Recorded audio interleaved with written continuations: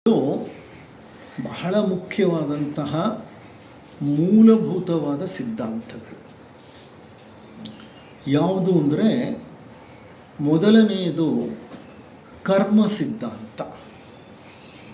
ನಾವು ಮಾಡಿದ್ದನ್ನು ನಾವೇ ಅನುಭವಿಸಬೇಕು. ನಾ ಕಟ್ಟಿದ ಬುತ್ತಿಯನ್ನು ನಾನೇ ತಿನ್ನಬೇಕು. ಬಿತ್ತಿದ್ದುಣ್ಣೋ ಮಹಾರಾಯ, ನೀನೇನನ್ನು ಬಿತ್ತೀಯೋ ಅದನ್ನೇ ನೀನು ತಿನ್ನಬೇಕು. ಇವೆಲ್ಲ ಕರ್ಮ ಸಿದ್ಧಾಂತಕ್ಕೆ ಸಂಬಂಧಪಟ್ಟ ಕೆಲವು ಹೇಳಿಕೆಗಳು.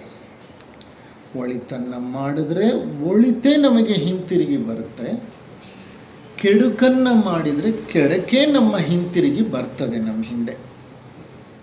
ಇದು ಮೊದಲನೆಯ ಸಿದ್ಧಾಂತ, ಮೂಲಭೂತ, ಬಹುಮುಖ್ಯ. ಲಾ ಆಫ್ ಕರ್ಮ ಅಂತ ಕರೀತಾರೆ ಆಂಗ್ಲ ಭಾಷೆಯಲ್ಲಿ. ಅದನ್ನು ಲಾ ಆಫ್ ರೆಟ್ರಿಬ್ಯೂಷನ್ ಅಂತ ಸಹ ಕರೀತಾರೆ ಇಂಗ್ಲೀಷ್ ಭಾಷೆಯಲ್ಲಿ. ಸೀಕ್ರೆಟ್ ಡಾಕ್ಟ್ರಿನಲ್ಲಿ ಬರುತ್ತೆ law of retribution. It is also called law of adjustment. ನಾವೇನು ಮಾಡಿರ್ತೀವೋ ಅದಕ್ಕೆ ತಕ್ಕ ಪ್ರತಿಫಲ ಅಡ್ಜಸ್ಟ್ ಆಗಿ ಬರುತ್ತೆ. ನಾನು ಅಡ್ಜಸ್ಟ್ ಮಾಡೋಕ್ಕಾಗಲ್ಲ, ಆ ಅಡ್ಜಸ್ಟ್ಮೆಂಟು ಕರ್ಮದೇವತೆಗಳು ಮಾಡ್ತಾರೆ. ನಾವು ಮಾಡಿದ ಕರ್ಮಕ್ಕೆ ತಕ್ಕ ಪ್ರತಿಫಲ. ಇದು ಲಾ ಆಫ್ ಕರ್ಮ ಅಥವಾ ಕರ್ಮ ಸಿದ್ಧಾಂತ. ಎರಡನೆಯದು ಪುನರ್ಜನ್ಮ ಸಿದ್ಧಾಂತ. ಮನುಷ್ಯನಿಗೆ ಹಲವಾರು ಜನ್ಮಗಳಿವೆ.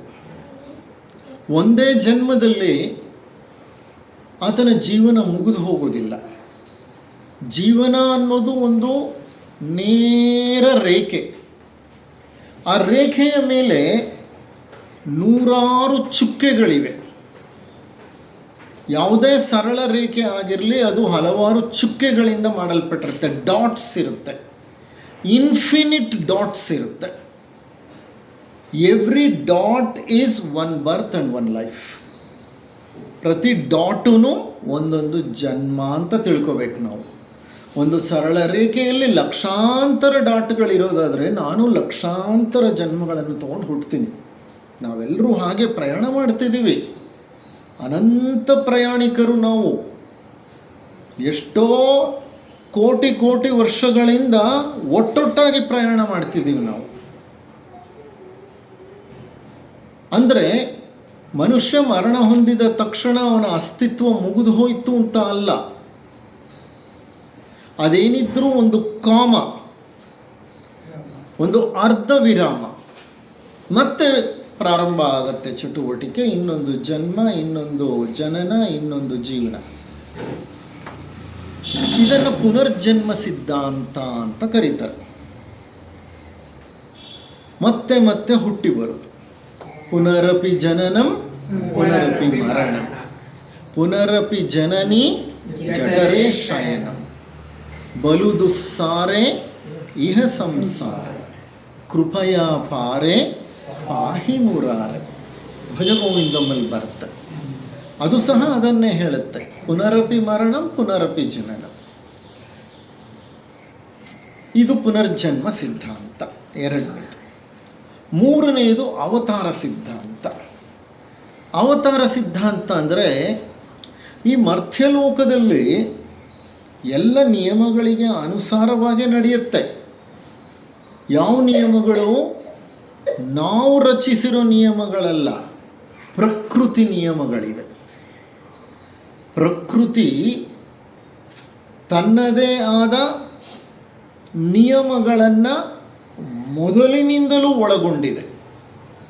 ಆ ಪ್ರಾಕೃತಿಕ ನಿಯಮಗಳಿಗೆ ಅನುಸಾರವಾಗಿ ಪ್ರತಿಯೊಂದು ನಡೆಯುತ್ತೆ. ಯಾವಾಗ ಅಧರ್ಮ ಹೆಡೆ ಎತ್ತಿ ತಲೆಯಾಡಿಸಲಿಕ್ಕೆ ಪ್ರಾರಂಭಿಸುತ್ತೋ, ಧರ್ಮದ ಅವನತಿ ಕಂಡುಬರುತ್ತೋ, ಜನರಲ್ಲಿ ಧಾರ್ಮಿಕ ಪ್ರಜ್ಞೆ ಕಡಿಮೆಯಾಗತ್ತೋ, ಅರಿಷಡ್ ವರ್ಗಗಳೇ ಈ ಪ್ರಪಂಚವನ್ನು ಆಳಲಿಕ್ಕೆ ಪ್ರಾರಂಭ ಮಾಡುತ್ತವೋ, ಎಲ್ಲೆಲ್ಲೂ ದುರಾಚಾರ ದುರ್ವ್ಯಸನಗಳು ಕಂಡುಬರುತ್ತೋ, ಅಂಥ ಸಂದರ್ಭದಲ್ಲಿ ಆ ಭಗವಂತನೇ ಈ ಭೂಮಿಯ ಮೇಲೆ ಅವತಾರವನ್ನು ಎತ್ತುತ್ತಾನೆ, ಅಧರ್ಮವನ್ನು ನಿಯಂತ್ರಿಸಿ ಧರ್ಮವನ್ನು ಜಾರಿಗೆ ತರ್ತಾನೆ, ಸ್ಥಾಪಿಸುತ್ತಾನೆ. ಅದೇ ನಿಮ್ಮ ಭಗವದ್ಗೀತೆಯಲ್ಲಿ ಹೇಳೋದು, ಯದಾ ಯದಾ ಹಿ ಧರ್ಮಸ್ಯ ಗ್ಲಾನಿರ್ಭವತಿ ಭಾರತ ಅಲ್ವಾ. ಸೊ ಆ ಮಂತ್ರ, ಆ ಶ್ಲೋಕ ಅದನ್ನೇ ಹೇಳೋದು. ಹಾಗಾಗಿ ಕೃಷ್ಣನಾಗಲಿ, ರಾಮನಾಗಲಿ, ವರಾಹನಾಗಲಿ, ಕೂರ್ಮವಾಗಲಿ, ಬುದ್ಧರಾಗಲಿ ಎಲ್ಲ ಅವತಾರ ಪುರುಷರು. ಅವರು ಭಗವಂತನ ಒಂದು ಅಂಶವನ್ನು ಹೊತ್ತು ಭಗವಂತನ ಆದೇಶದ ಮೇರೆಗೆ ಈ ಮರ್ತ್ಯಲೋಕದಲ್ಲಿ ಕಾಲಿಟ್ಟು ಇಲ್ಲಿನ ದುರಾಚಾರವನ್ನು ಸಂಹರಿಸಿದರು. ಈ 3 ಸಿದ್ಧಾಂತಗಳಲ್ಲಿ ಎರಡನೆಯ ಸಿದ್ಧಾಂತ ಪುನರ್ಜನ್ಮ ಸಿದ್ಧಾಂತ. ಆ ಸಿದ್ಧಾಂತದ ಪ್ರಕಾರ ಪ್ರತಿ ಮನುಷ್ಯ ಹಲವಾರು ಜನ್ಮಗಳನ್ನು ಹೊಂದಿರ್ತಾನೆ. ಈಗ ಇದು ನಮ್ಮ ಜನ್ಮ. ನಾವೆಲ್ಲ ಒಂದು ಹಂತದಲ್ಲಿ ಒಂದು ಜನ್ಮವನ್ನು ಪಡೆದು ಇಲ್ಲಿ ಜೀವನವನ್ನು ಸಾಗಿಸ್ತಾ ಇದೆ. ಒಬ್ರಿಗೊಬ್ರು ಪರಿಚಿತರು, ಫ್ರೆಂಡ್ಗಳಾಗಿರ್ಬೋದು, ನೆರೆಹೊರೆಯವರಾಗಿರ್ಬೋದು, ಬಂಧು ಬಳಗ ಇರ್ಬೋದು, ಅಕ್ಕ ತಂಗಿ ಅಣ್ಣ ತಮ್ಮ ಇರ್ಬೋದು, ಯಾವುದೋ ಸಂಬಂಧಗಳನ್ನು ಏರ್ಪಡಿಸಿಕೊಂಡು ನಾವು ಪ್ರಯಾಣ ಮಾಡ್ತಿರ್ತೇವೆ. Souls usually move in groups ಅಂತಾರೆ. ಗ್ರೂಪ್ಸ್ ಅಂದರೆ ಈ ಸಂಬಂಧಗಳು ಇಲ್ಲಿಗೆ ಕೊನೆಗೊಳ್ಳಲ್ಲ, ಈ ಸಂಬಂಧಗಳು ಮುಂದುವರಿಯುತ್ತೆ, ಜನ್ಮ ಜನ್ಮದಲ್ಲೂ ಮುಂದುವರಿಯುತ್ತೆ. ನಾನೀಗ ಯಾರಿಗೋ ಅಣ್ಣನಾಗಿರ್ಬೋದು, ಮುಂದಿನ ಜನ್ಮದಲ್ಲಿ ನಾನು ಆತನಿಗೆ ತಂದೆಯಾಗ್ಬೋದು, ತಮ್ಮನಾಗ್ಬೋದು, ಅಥವಾ ಅಣ್ಣನಾಗ್ಬೋದು, ಅಥವಾ ಚಿಕ್ಕಪ್ಪನಾಗ್ಬೋದು. ಒಟ್ಟಿನಲ್ಲಿ ಈ ಸಂಬಂಧಗಳಲ್ಲಿ ವ್ಯತ್ಯಾಸಗಳು, ವೈವಿಧ್ಯತೆಗಳು ಕಂಡು ಬರ್ಬೋದು. ಆದರೆ ಸೋಲ್ಸ್ ಮೂವ್ ಇನ್ ಗ್ರೂಪ್ಸ್ ಅಂತಾರೆ.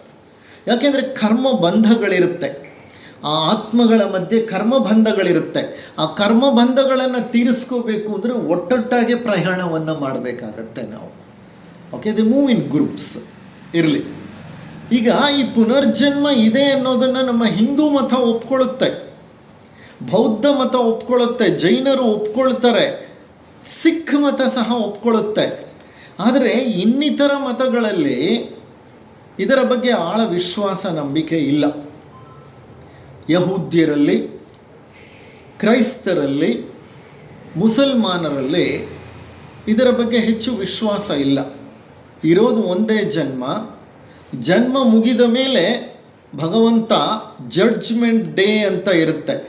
ಜಡ್ಜ್ಮೆಂಟ್ ಡೇ ಅಂತಂದರೆ ಅಂತಿಮ ತೀರ್ಪನ್ನು ನೀಡುವಂತಹ ಒಂದು ದಿನ. ನಾವು ಮರಣ ಹೊಂದಿ ಆತನ ಬಳಿ ಹೋದಾಗ ಆತ ತೀರ್ಪನ್ನು ನೀಡ್ತಾನೆ. ಇಲ್ಲ ನಮಗೆ ರೌರವ ನರಕ ಪ್ರಾಪ್ತವಾಗುತ್ತೆ, ಇಲ್ಲ ಸ್ವರ್ಗ ಸುಖ ಸಿಕ್ಕುತ್ತೆ. ಅಲ್ಲಿಗೆ ಮುಗಿದು ಹೋಯಿತು ಅವ್ರ ಪ್ರಕಾರ.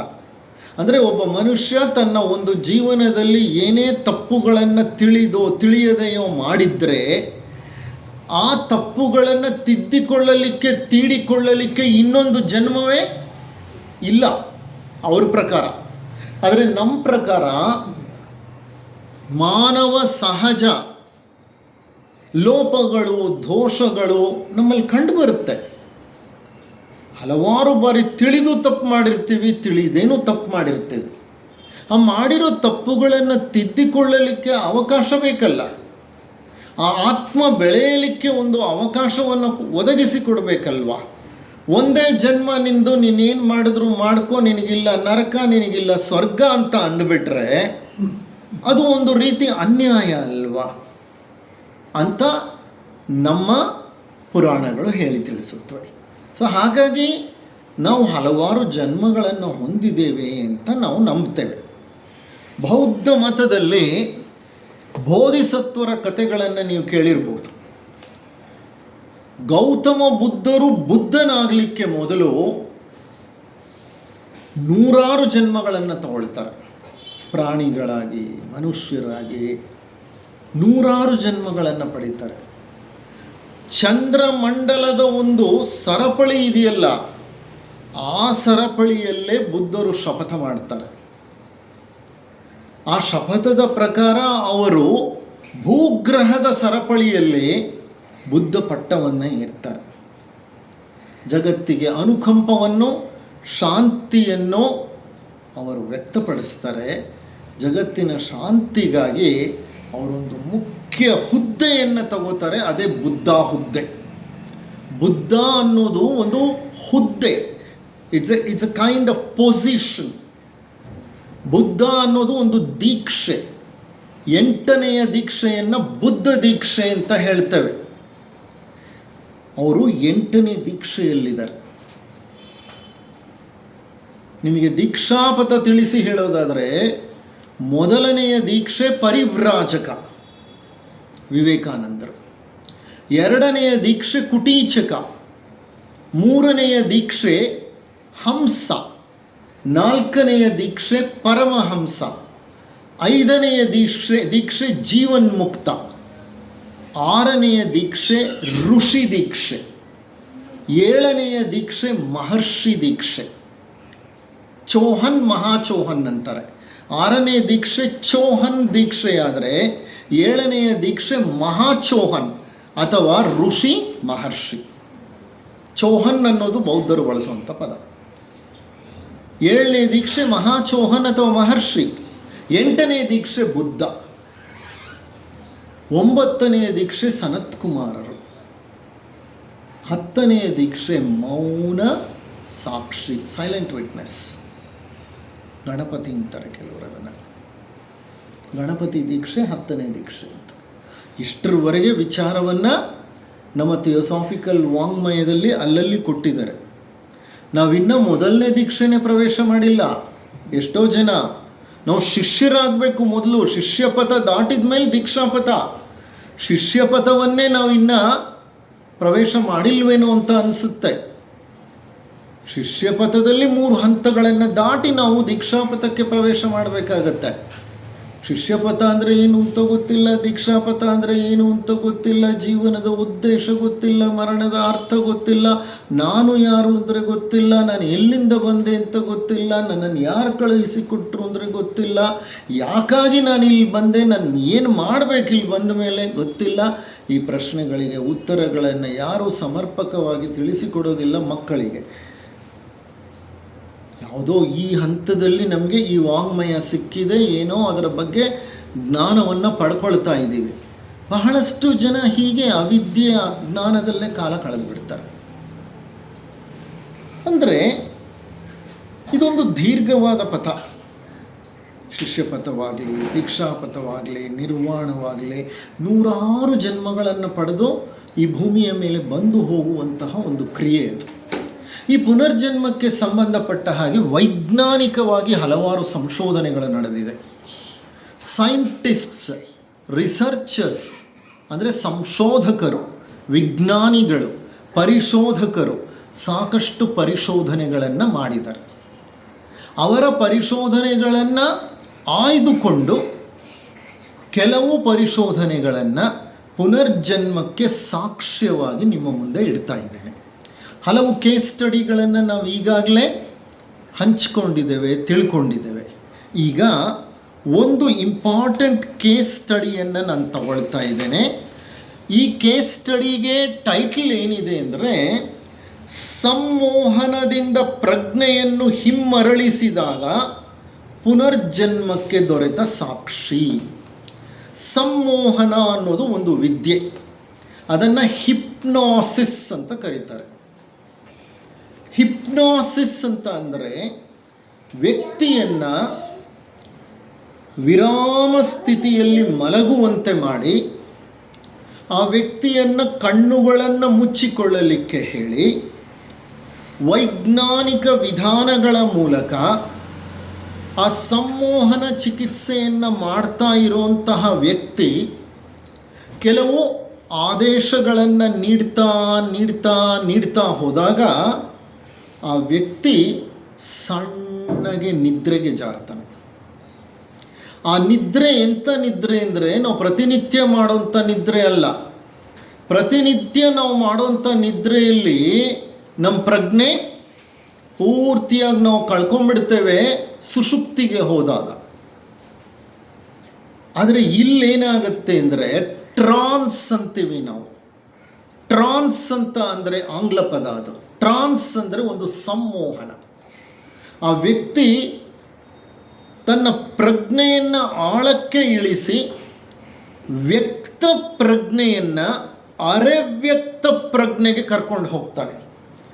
ಕಾನ್ಷಿಯಸ್ ಮೈಂಡಿಂದ ಕಾನ್ಷಿಯಸ್ನೆಸ್ ಅನ್ನೋದು ಸಬ್ ಕಾನ್ಷಿಯಸ್ ಸ್ಟೇಟ್ಗೆ ಹೋಗುತ್ತೆ. ಅಂದರೆ ವ್ಯಕ್ತ ಪ್ರಜ್ಞೆಯಲ್ಲಿ ನೆಲೆಸಿರುವಂತಹ ಪ್ರಜ್ಞೆ ಆಳಕ್ಕೆ ಇಳಿದು ಅರೆವ್ಯಕ್ತ ಪ್ರಜ್ಞೆಯ ವಲಯವನ್ನು ಪ್ರವೇಶ ಮಾಡುತ್ತೆ. ನಮ್ಮಲ್ಲಿ ಅರೆವ್ಯಕ್ತ ಪ್ರಜ್ಞೆ ಅಂತ ಒಂದಿದೆ. ಅಲ್ಲಿಂದ ಇನ್ನೂ ಆಳ ಹೋದರೆ ಅವ್ಯಕ್ತ ಪ್ರಜ್ಞೆ ಅಂತ ಒಂದಿದೆ.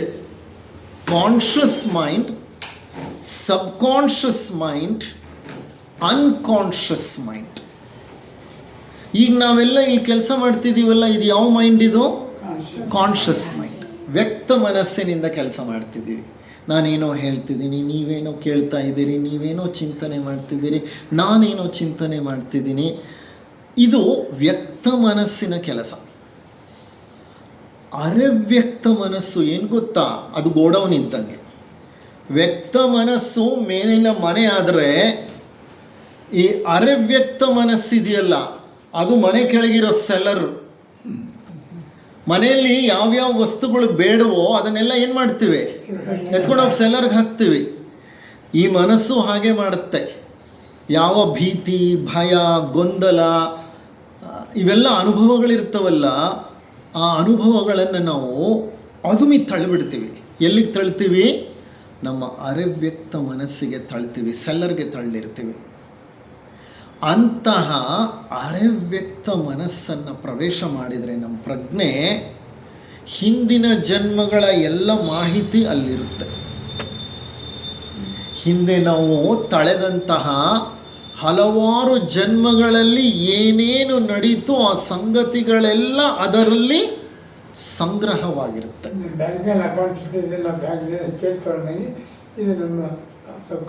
ಸಬ್ ಕಾನ್ಷಿಯಸ್ ಮೈಂಡ್ನಲ್ಲಿ ಡಿಪಾಸಿಟ್ ಮಾಡಿರ್ತೀವಿ, ತಳ್ಳಿಬಿಟ್ಟಿರ್ತೀವಿ ನಾವು. ಆದರೆ ಪ್ರಜ್ಞೆ ಅಲ್ಲಿಗೆ ಹೋಗೋದಷ್ಟು ಸುಲಭ ಅಲ್ಲ. ಅದನ್ನು ಆ ಸ್ಥಿತಿಗೆ ಕರ್ಕೊಂಡು ಹೋಗಬೇಕಂದ್ರೆ you require the assistance of a hypnotist. ಸಂಮೋಹನ ಚಿಕಿತ್ಸಕರು ಅಂತ ಇರ್ತಾರೆ, ಅದೇ ಚಿಕಿತ್ಸೆ ಮಾಡೋರು. ಅವರು ವ್ಯಕ್ತಿಯನ್ನು ಸಂಮೋಹನಕ್ಕೆ ಒಳಪಡಿಸಿ ಆ ಸಬ್ಕಾನ್ಷಿಯಸ್ ಮೈಂಡ್ಗೆ ಕರ್ಕೊಂಡು ಹೋಗ್ತಾರೆ. ಆಗ ಸಬ್ಕಾನ್ಷಿಯಸ್ ಮೈಂಡಿಂದ ಆ ಎಲ್ಲ ನೆನಪುಗಳು ಮೇಲೇರಲಿಕ್ಕೆ ಪ್ರಾರಂಭವಾಗುತ್ತೆ. ಹಾಗೆ ಮೇಲೇರಿದಾಗ ಪುನರ್ಜನ್ಮಕ್ಕೆ ಸಂಬಂಧಪಟ್ಟ ಕೆಲವು ಸಾಕ್ಷಿಗಳು ದೊರೆತಿದೆ ಅಂತ ಒಂದು ಕೇಸ್ ಇದು. ಸಂಮೋಹನ ಎಂದರೆ ನಮ್ಮ ಪ್ರಜ್ಞೆಯನ್ನು ಹಿಂದಿನ ಜನ್ಮಗಳಿಗೆ ಮರಳಿಸಿ ಮಾಹಿತಿಯನ್ನು ವ್ಯಕ್ತಿಯಿಂದ ಪಡೆಯುವುದು.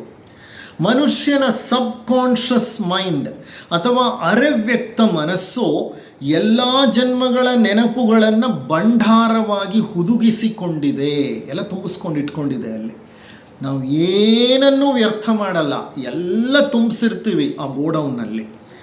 ನಮ್ಮ ನುರಿತ ಹಿಪ್ನಾಟಿಸ್ಟ್ಗಳು ತಮ್ಮ ರೋಗಿಗಳನ್ನು ಅರೆಪ್ರಜ್ಞಾ ವಲಯಕ್ಕೆ ಕೊಂಡೊಯ್ದು ಅಲ್ಲಿರುವ ಪೂರ್ವ ಜನ್ಮದ ಘಟನೆಗಳನ್ನು, ವಿಷಯ ವಿಚಾರಗಳನ್ನು ಹೊರತೆಗೆಯುತ್ತಾರೆ. ಎಷ್ಟೋ ಸಂದರ್ಭಗಳಲ್ಲಿ ಈ ಜನ್ಮದ ನಮ್ಮ ಸಮಸ್ಯೆಗಳಿಗೆ ಹಿಂದಿನ ಯಾವುದೋ ಜನ್ಮದಲ್ಲಿ ಜರುಗಿದ ಅನುಭವಿಸಿದ ಘಟನೆಗಳು ಕಾರಣವಾಗಿರುತ್ತೆ. ಈ ಜನ್ಮದಲ್ಲಿ ನಾವು ಯಾವುದೋ ಆರೋಗ್ಯದ ಸಮಸ್ಯೆಯನ್ನು, ಯಾವುದೋ ಬೇರೆ ವ್ಯವಹಾರ, ವಿಚಾರ ಮತ್ತಿತರ ಯಾವುದೋ ಸಮಸ್ಯೆಗಳನ್ನ ಅನುಭವಿಸ್ತಾ ಇರ್ತೀವಿ ಅಂತ ತಿಳ್ಕೊಳ್ಳಿ. ಈ ಸಮಸ್ಯೆಗಳಿಗೆ ಈ ಜನ್ಮದ ಕಾರಣಗಳಿರೋದಿಲ್ಲ. ಇದಕ್ಕೆ ಎಷ್ಟೋ ಸಂದರ್ಭಗಳಲ್ಲಿ ಹಿಂದಿನ ಜನ್ಮದ ಕಾರಣಗಳಿರುತ್ತೆ. ಆ ಹಿಂದಿನ ಜನ್ಮದ ಕಾರಣಗಳನ್ನು ಹಿಪ್ನಾಟಿಸ್ಟ್ಗಳು ಹೊರಗೆ ತೆಗಿತಾರೆ. ಮತ್ತೆ ಅದನ್ನು they allow them to relive. ಅಂದರೆ ಪುನಃ ಅದನ್ನು ಅನುಭವಿಸೋ ಹಾಗೆ ಮಾಡ್ತಾರೆ. ಪುನಃ ಅನುಭವಿಸುವ ಹಂತದಲ್ಲಿ ಹಿಪ್ನಾಟಿಸ್ಟ್ಗಳು ಸಲಹೆಗಳನ್ನು ಕೊಡ್ತಾ ಹೋಗ್ತಾರೆ. ಆ ಸಲಹೆಗಳ ಮೂಲಕ ಪುನಃ ಅನುಭವಿಸುವಾಗ ಆ ಹಿಂದೆ ನಡೆದ ಘಟನೆಗಳು ಯಾವುದು ಇಂದಿನ ನಮ್ಮ ಲೋಪಗಳಿಗೆ ಕಾರಣವೋ ಆ ಸಮಸ್ಯೆಗಳಿಗೆ ಪರಿಹಾರ ಸಿಕ್ಬಿಡುತ್ತೆ. ರೋಗಗಳು ವಾಸಿಯಾಗುತ್ತೆ, ಸಮಸ್ಯೆಗಳು ಪರಿಹಾರವಾಗುತ್ತೆ. ಅದನ್ನೇ ಹಿಪ್ನಾಟಿಕ್ ಥೆರಪಿ ಅಂತ ಹೇಳೋದು. ರಿಗ್ರೆಷನ್ ಥೆರಪಿ ಅಂತ ಹೇಳ್ತೇವೆ. ರಿಗ್ರೆಷನ್ ಅಂತಂದರೆ ಪ್ರೋಗ್ರೆಷನ್ಗೆ ಆಪೋಸಿಟ್. ಪ್ರೋಗ್ರೆಷನ್ ಅಂದರೆ ಏನು? ಮುಂದುವರಿಯೋದು. ರಿಗ್ರೆಷನ್ ಅಂದರೆ ಹಿಂದಕ್ಕೆ ಕರ್ಕೊಂಡು ಹೋಗೋದು. ಹಿಪ್ನೋಟಿಸ್ಟ್ಗಳು ರಿಗ್ರೆಷನ್, ಹಿಂದಕ್ಕೆ ಕರ್ಕೊಂಡು ಹೋಗ್ತಾರೆ. ಇಂದಿನ ಸಮಸ್ಯೆಗಳಿಗೆ ಹಿಂದಿನ ಜನ್ಮಗಳಲ್ಲಿ ನಡೆದ ಘಟನೆಗಳನ್ನು ಹೆಕ್ಕಿ ತೆಗೆದು ಪರಿಹಾರವನ್ನು ಒದಗಿಸಿಕೊಡ್ತಾರೆ. ಈಗ ನಾನು ನಿಮ್ಮಲ್ಲಿ ಅಂಥ ಒಂದು ಘಟನೆಯನ್ನು ಹಂಚಿಕೊಳ್ತಾ ಇದ್ದೇನೆ. ಡಾಕ್ಟರ್ ಬ್ರೂಸ್ ಗೋಲ್ಡ್ಬರ್ಗ್ ಅನ್ನುವಂತಹ ಒಬ್ಬ ದಂತ ವೈದ್ಯರಿದ್ದರು, ಡೆಂಟಲ್ ಸರ್ಜನ್. ಅವ್ರ ಹೆಸರು ಡಾಕ್ಟರ್ ಬ್ರೂಸ್ ಗೋಲ್ಡ್ಬರ್ಗ್ ಅಂತ. ಬೇಸಿಕಲಿ ಡೆಂಟಿಸ್ಟ್, ಆದರೆ ಅವರು ಹಿಪ್ನೋಸಿಸ್ನ ಆಳವಾದ ಅಧ್ಯಯನ ಮಾಡಿ ಹಿಪ್ನೋಸಿಸ್ನ ಪ್ರಾಕ್ಟೀಸ್ ಮಾಡ್ತಾ ಇದ್ರು. ಡೆಂಟಿಸ್ಟ್ರಿ ಜೊತೆಗೆ ಹಿಪ್ನೋಸಿಸ್ನು ಪ್ರಾಕ್ಟೀಸ್ ಮಾಡ್ತಿದ್ರು. He was a hypnotic expert also. ಯಾವಾಗ 1970ರ ದಶಕ ಅಮೇರಿಕಾದ ಬಾಲ್ಟಿಮೋರ್ನಲ್ಲಿ ಅವರ ಪ್ರಾಕ್ಟೀಸ್ ಇತ್ತು. ಬಾಲ್ಟಿಮೋರ್ ಅನ್ನುವಂಥದ್ದು ಅಮೇರಿಕಾದ ಒಂದು ಊರು, ಒಂದು ಪ್ರಮುಖ ಪಟ್ಟಣ. If I am right, it may be A state also, I don't know. ಇಲ್ಲ ಸ್ಟೇಟ್ಗೆ ಕ್ಯಾಪಿಟಲ್ ಇದ್ದರೂ ಇರಬಹುದು. ಆ ಬಾಲ್ಟಿಮೋರ್ನಲ್ಲಿ ಅವರು ಪ್ರಾಕ್ಟೀಸ್ ಮಾಡ್ತಾಯಿದ್ರು. 1970ರ ದಶಕದ ಪ್ರಾರಂಭ. ಒಂದು ದಿವಸ ಅವರು ಕ್ಲಿನಿಕ್ನಲ್ಲಿ ಕುಳಿತುಕೊಂಡಿದ್ದಾರೆ. 40ರ ಹರೆಯದ ಒಬ್ಬ ವ್ಯಕ್ತಿ ಡಾಕ್ಟರ್ ಬ್ರೂಸ್ರ ಬಳಿ ಬರ್ತಾನೆ, ಚಿಕಿತ್ಸೆಗಾಗಿ ಬರ್ತಾನೆ. ಆ ವ್ಯಕ್ತಿಯ ಹೆಸರು ಅರ್ನಾಲ್ಡ್ ಅಂತ. ಅವನು ಇವರ ಕ್ಲಿನಿಕ್ನ ಒಳಗಡೆ ಪ್ರವೇಶ ಮಾಡ್ದ. ಮತ್ತು ಆ ಹಂತದಲ್ಲಿ ಈ ಅರ್ನಾಲ್ಡ್ ಅವರ ವೆಯ್ಟಿಂಗ್ ರೂಮ್ನಲ್ಲಿ ಕುಳಿತುಕೊಂಡಿದ್ದ. ಡಾಕ್ಟರ್ ಬ್ರೂಸ್ ಒಳಗಿನಿಂದ ಇವರನ್ನು ನೋಡಿದ್ರು. 40ರ ಹರೆಯ, ಹೆಸರೇನಂತ ತಿಳ್ಕೊಂಡ್ರು, ಅವರ ಏಜ್, ವಯಸ್ಸೇನಂತ ತಿಳ್ಕೊಂಡ್ರು. ಇವರು ಎಕ್ಸ್ಪರ್ಟ್ ಆಗಿಬಿಟ್ಟಿದ್ರು ಹಿಪ್ನೋಸಿಸ್ನಲ್ಲಿ. ಡಾಕ್ಟರ್ ಬ್ರೂಸ್ ಭಾಳ ಹೆಸರುವಾಸಿಯಾಗಿದ್ದರು. ಟಿ ವಿನಲ್ಲಿ ಪ್ರೋಗ್ರಾಮ್ಗಳನ್ನು ಕೊಡ್ತಾಯಿದ್ರು, ಎಷ್ಟೋ ಪ್ರೋಗ್ರಾಮ್ಗಳನ್ನು ನಡೆಸ್ಕೊಟ್ಟಿದ್ರು. ಹಾಗಾಗಿ ಅವರು ಬಹಳ ಪಾಪ್ಯುಲರ್ ಹಿಪ್ನಾಟಿಕ್ ಸ್ಪೆಷಲಿಸ್ಟ್ ಆಗಿದ್ದರು. ಈ ಅರ್ನಾಲ್ಡ್ ಅನ್ನೋಂಥವನು ಬೇಸಿಕಲಿ ಇವರ ಬಳಿ ಹಿಪ್ನೋಸಿಸ್ ಮಾಡಿಸ್ಕೊಳ್ಳಿಕ್ಕೆ ಬಂದಿದ್ದ. ಅವನ ಕೆಲವು ವಿಚಾರಗಳನ್ನು, ವಿಷಯಗಳನ್ನು, ವೈಯಕ್ತಿಕ ವಿಷಯಗಳನ್ನು ಅವ್ರು ಕಲೆಕ್ಟ್ ಮಾಡಿದ್ರು. ಅವನು ಒಬ್ಬ ವ್ಯಾಪಾರಿ ಏಜೆಂಟ್ ಆಗಿದ್ದ. ಕೆಲವು ಸಲಕರಣೆಗಳ ಮಾರಾಟದ ಕಂಪನಿಯಲ್ಲಿ ಕೆಲಸ ಮಾಡ್ತಿದ್ದ. ಯಾವುದೋ ಎಕ್ವಿಪ್ಮೆಂಟ್ಸು, ಇನ್ಸ್ಟ್ರೂಮೆಂಟ್ಸು ಮಾರ್ತಾರಲ್ಲ ಅಂಥ ಒಂದು ಕಂಪನಿಯಲ್ಲಿ ಅವನು ಕೆಲಸ ಮಾಡ್ತಾ ಇದ್ದ. ಆತ ಹಿಪ್ನಾಟಿಸ್ಟ್ನ ಬಳಿ ಏಕೆ ಬಂದ ಎಂದರೆ, ಯಾಕೆ ಬಂದ ಅಂತ ಕೇಳಿ ತಿಳ್ಕೊಂಡ್ರು. ಯಾಕಪ್ಪ ನೀನು ಬಂದೆ, ಏನಾಗಬೇಕಾಗಿತ್ತು, ನಿನ್ನ ಸಮಸ್ಯೆ ಏನು ಅಂತ ಕೇಳಿದ್ರು. ಅವ್ರು ಹೇಳಿದ್ರು, ನನಗೆ ವ್ಯಾಪಾರದಲ್ಲಿ ಹಲವಾರು ಸಂದರ್ಭಗಳಲ್ಲಿ ಮಾತನಾಡಲಿಕ್ಕೆ ಕಷ್ಟ ಆಗತ್ತೆ. ನಾನು I am in public relations ಅಂದರೆ ಸಾರ್ವಜನಿಕರ ಜೊತೆ ನಾನು ವ್ಯವಹಾರ ಮಾಡಬೇಕು, ಮಾತನಾಡಬೇಕು. ವ್ಯಾಪಾರಕ್ಕೆ ಮಾತು ಬಹಳ ಮುಖ್ಯ. ಪಬ್ಲಿಕ್ ಟ್ರಾನ್ಸಾಕ್ಷನ್ಸ್ ಇದೆ, ಪಬ್ಲಿಕ್ ರಿಲೇಷನ್ಸ್ ಇದೆ. ಆದರೆ ಇದು ಮಾಡುವಾಗ ನಾನು ಇದ್ದಕ್ಕಿದ್ದಂಗೆ ಆತಂಕಕ್ಕೆ ಈಡಾಗ್ತೇನೆ. ನನಗೆ ಬಹಳ ಆತಂಕ, ಆಂಗ್ಸೈಟಿ ಉಂಟಾಗತ್ತೆ, ಮಾತನಾಡ್ಲಿಕ್ಕೆ ತೊಂದರೆಯಾಗತ್ತೆ, ವ್ಯಾಕುಲನಾಗ್ತೇನೆ, ನಾನು ಬಹಳ ದುಃಖಿತನಾಗ್ಬಿಡ್ತೇನೆ. ನನಗೆ ಸರಿಯಾಗಿ ಮಾತನಾಡ್ಲಿಕ್ಕೆ ಬರೋದಿಲ್ಲ, ಅವ್ರ ಜೊತೆ ಸರಿಯಾಗಿ ವ್ಯವಹರಿಸ್ಲಿಕ್ಕೆ ಬರೋದಿಲ್ಲ, ನಾನೊಂಥರ ಮಂಕು ದಿಣ್ಣೆಯ ಹಾಗೆ ಆಗಿಬಿಡ್ತೇನೆ. ಇದು ಯಾವ ಮಟ್ಟಕ್ಕೆ ಹೋಗಿದೆ ಅಂದರೆ ಈ ಸಮಸ್ಯೆ, ನಾನು ಕೆಲಸ ಕಳೆದುಕೊಳ್ಳುವಂಥ ಪರಿಸ್ಥಿತಿ ಉಂಟಾಗುತ್ತೇನೋ ಅಂತ ಅನ್ನಿಸ್ತಾ ಇದೆ. ಯಾಕೆ ಅಂದರೆ ನನಗೆ ಇಷ್ಟು ವ್ಯಾಪಾರ ಮಾಡಬೇಕು ಅಂತ ಅವ್ರು ಕೋಟಾ ಕೊಟ್ಟಿದ್ದಾರೆ, ಇಷ್ಟು ಟರ್ನ್ ಓವರ್ ಮಾಡಬೇಕು ನೀನು ಅಂತ ನನಗೆ ಒಂದು ಕೋಟಾ ಫಿಕ್ಸ್ ಮಾಡಿದ್ದಾರೆ. ನನಗೆ ಆ ಟರ್ನ್ ಓವರ್ ಮಾಡಲಿಕ್ಕೆ ಆಗ್ತಾನೇ ಇಲ್ಲ. ಯಾವತ್ತು ಅವ್ರು ನನ್ನನ್ನು ಕೆಲಸದಿಂದ ತೆಗೆದು ಹಾಕ್ತಾರೋ ನನಗೆ ಗೊತ್ತಿಲ್ಲ. ಆದ್ದರಿಂದ ನಾನು ನಿಮ್ಮ ಒಂದು ಸಹಾಯವನ್ನು ಬೇಡಿ ಬಂದಿದ್ದೇನೆ. ನನ್ನ ಈ ಸಮಸ್ಯೆಗೆ ಏನಾದರೂ ಪರಿಹಾರವಿದೆಯಾ? ನಿಮ್ಮ ಹಿಪ್ನಾಸಿಸ್ನ ಮೂಲಕ ನೀವು ನನ್ನ ಸಮಸ್ಯೆಯನ್ನು ಪರಿಹರಿಸಲು ಸಾಧ್ಯವಾ ಅಂತ. ಡಾಕ್ಟರ್ ಬ್ರೂಸ್ ಏನು ಮಾಡಿದ್ರು, ಅರ್ನಾಲ್ಡ್ಗೆ ಕೆಲವು ಪ್ರಶ್ನೆಗಳನ್ನು ಕೇಳಿದರು. ಆ ಪ್ರಶ್ನೆಗಳಿಗೆ ಆತ ಉತ್ತರಗಳನ್ನು ನೀಡ್ತಾ ಹೇಳ್ದ. ಹಿಪ್ನಾಸಿಸ್ ಮಾಡೋಕ್ಕೆ ಮೊದಲು ಸಾಕಷ್ಟು ಮಾಹಿತಿ ಕಲೆಕ್ಟ್ ಮಾಡ್ತಾರೆ ಕಾನ್ಷಿಯಸ್ ಮೈಂಡಲ್ಲಿರೋವಾಗ. ಆಮೇಲೆ ಅವರನ್ನು ಸಬ್ಕಾನ್ಷಿಯಸ್ ಮೈಂಡ್ಗೆ ಕರ್ಕೊಂಡು ಹೋಗಿ ಅವ್ರ ಹಿಂದಿನ ಜನ್ಮದ ಒಂದು ಪರಿಚಯ ಮಾಡ್ಕೊಳ್ತಾರೆ. ಸೊ ಇವ್ರೇನು ಕೇಳ್ತಾರೆ, ಇನ್ನು ಹಿಪ್ನಾಸಿಸ್ ಮಾಡಿಲ್ಲ, ಕೆಲವು ಮಾಹಿತಿ ತಗೋತಿದ್ದಾರೆ. ಆಗ ಆತ ಹೇಳ್ತಾನೆ, ಅರ್ನಾಲ್ಡ್, ನನಗೆ ಬಹಳ ದುಃಖವಿದೆ, ಸಮಸ್ಯೆ ಏನಂದರೆ ನನ್ನ ಮಿತ್ರರು, ನನ್ನ ಸಂಬಂಧಿಕರು, ನನ್ನ ಪರಿಚಯಸ್ಥರು, ನನಗೆ ತಿಳಿದಿರುವವರು ನನ್ನ ಮೇಲೆ ಪ್ರಾಬಲ್ಯವನ್ನು ಸುಲಭವಾಗಿ ಪಡಿತಾರೆ, ನನ್ನನ್ನು ಡಾಮಿನೇಟ್ ಮಾಡಿಬಿಡ್ತಾರೆ. ಅಂದರೆ ನನ್ನ ಮೇಲೆ ಪ್ರಾಬಲ್ಯ ಸಾಧಿಸ್ತಾರೆ, ಒಂದು ರೀತಿ ಯಜಮಾನತ್ವವನ್ನು ಸಾಧಿಸ್ತಾರೆ, ನನ್ನನ್ನು ದಬ್ಬಾಳಿಕೆಗೆ ಗುರಿಪಡಿಸ್ತಾರೆ. ನಾನು ಬಹಳ ಬೇಗ ಶರಣಾಗಿ ಬಿಡ್ತೇನೆ. ಅವ್ರು ಆಡಿಸ್ದಂಗೆಲ್ಲ ಆಡ್ತಾ ಇರ್ತೇನೆ. ಅವರು ನನ್ನ ಮೇಲೆ ಆಧಿಪತ್ಯವನ್ನು, ಪ್ರಾಬಲ್ಯವನ್ನು ಸಾಧಿಸಿ ಬಿಡ್ತಾರೆ. ನಾನು ಅವರಿಗೆ ಒಂದು ರೀತಿ ಶರಣಾಗಿ ಹೋಗಿಬಿಡ್ತೇನೆ. ಅವ್ರು ಏನು ಮಾಡಿದ್ರೂ ಅದನ್ನ ಮಾಡಿಸ್ಕೊಳ್ತೇನೆ. ಅವರ ದಬ್ಬಾಳಿಕೆಗೆ ನಾನು ವಸ್ತುವಾಗುತ್ತೇನೆ. I become an object for their aggression. ನನ್ನನ್ನು ಅವರು ಸುಲಭವಾಗಿ ದುರುಪಯೋಗಪಡಿಸಿಕೊಳ್ಳುತ್ತಾರೆ. ನನಗೆ ಏನು ಮಾಡುವುದು ಅಂತ ತೋಚೋದೇ ಇಲ್ಲ ಅಂತ ಹೇಳ್ತಾನೆ. ಸೊ ಈ ವಿಷಯವನ್ನು ಸರಿಯಾಗಿ ಅರ್ಥ ಮಾಡಿಕೊಂಡಂಥ ಡಾಕ್ಟರ್ ಬ್ರೂಸ್ ಏನು ಮಾಡಿದ್ರು, ಆತನನ್ನು ಮಲಗಿಸಿ ಮಂಚದ ಮೇಲೆ ಟ್ರಾನ್ಸ್ಗೆ ಒಳಪಡಿಸಿದ್ರು. ಟ್ರಾನ್ಸ್. ನಿಧಾನವಾಗಿ ಅರ್ನಾಲ್ಡ್ ಆಳ ವಿಶ್ರಾಂತ ಸ್ಥಿತಿಗೆ ಜಾರಿದ. ಅವನ ಪ್ರಜ್ಞೆ ಆಳಕ್ಕೆ ಹೋಗ್ತಾ ಹೋಗ್ತಾ ಹೋಗ್ತಾ ಹೋಗ್ತಾ ಕಾನ್ಷಿಯಸ್ ಮೈಂಡ್ನ ಬಿಟ್ಟು ಪ್ರಜ್ಞೆ ಎಲ್ಲಿಗೆ ಹೋಯಿತು? ಸಬ್ಕಾನ್ಷಿಯಸ್ಸನ್ನು ದಾಟಿ ಹೋದರೆ ಎಲ್ಲಿಗೆ ಹೋಗ್ಬಿಡುತ್ತದೋ? ಅನ್ಕಾನ್ಷಿಯಸ್ಗೆ ಹೋಗ್ಬಿಡುತ್ತೆ. ಓಕೆ, ಈಗ ಇವರು ಅವನನ್ನು ಸಬ್ಕಾನ್ಷಿಯಸ್ಗೆ ಕರ್ಕೊಂಡು ಹೋಗಿದ್ದಾರೆ, ಅರೆವ್ಯಕ್ತ ಪ್ರಜ್ಞೆಗೆ ಕರ್ಕೊಂಡು ಹೋಗಿದ್ದಾರೆ. ಆಗ ಅವನು ತನ್ನ ಒಂದು ಗತ ಜನ್ಮಕ್ಕೆ ಹೋಗ್ತಾನೆ. ಆತ ನಿಧಾನವಾಗಿ ಹೇಳಲಿಕ್ಕೆ ಪ್ರಾರಂಭ ಮಾಡ್ತಾನೆ.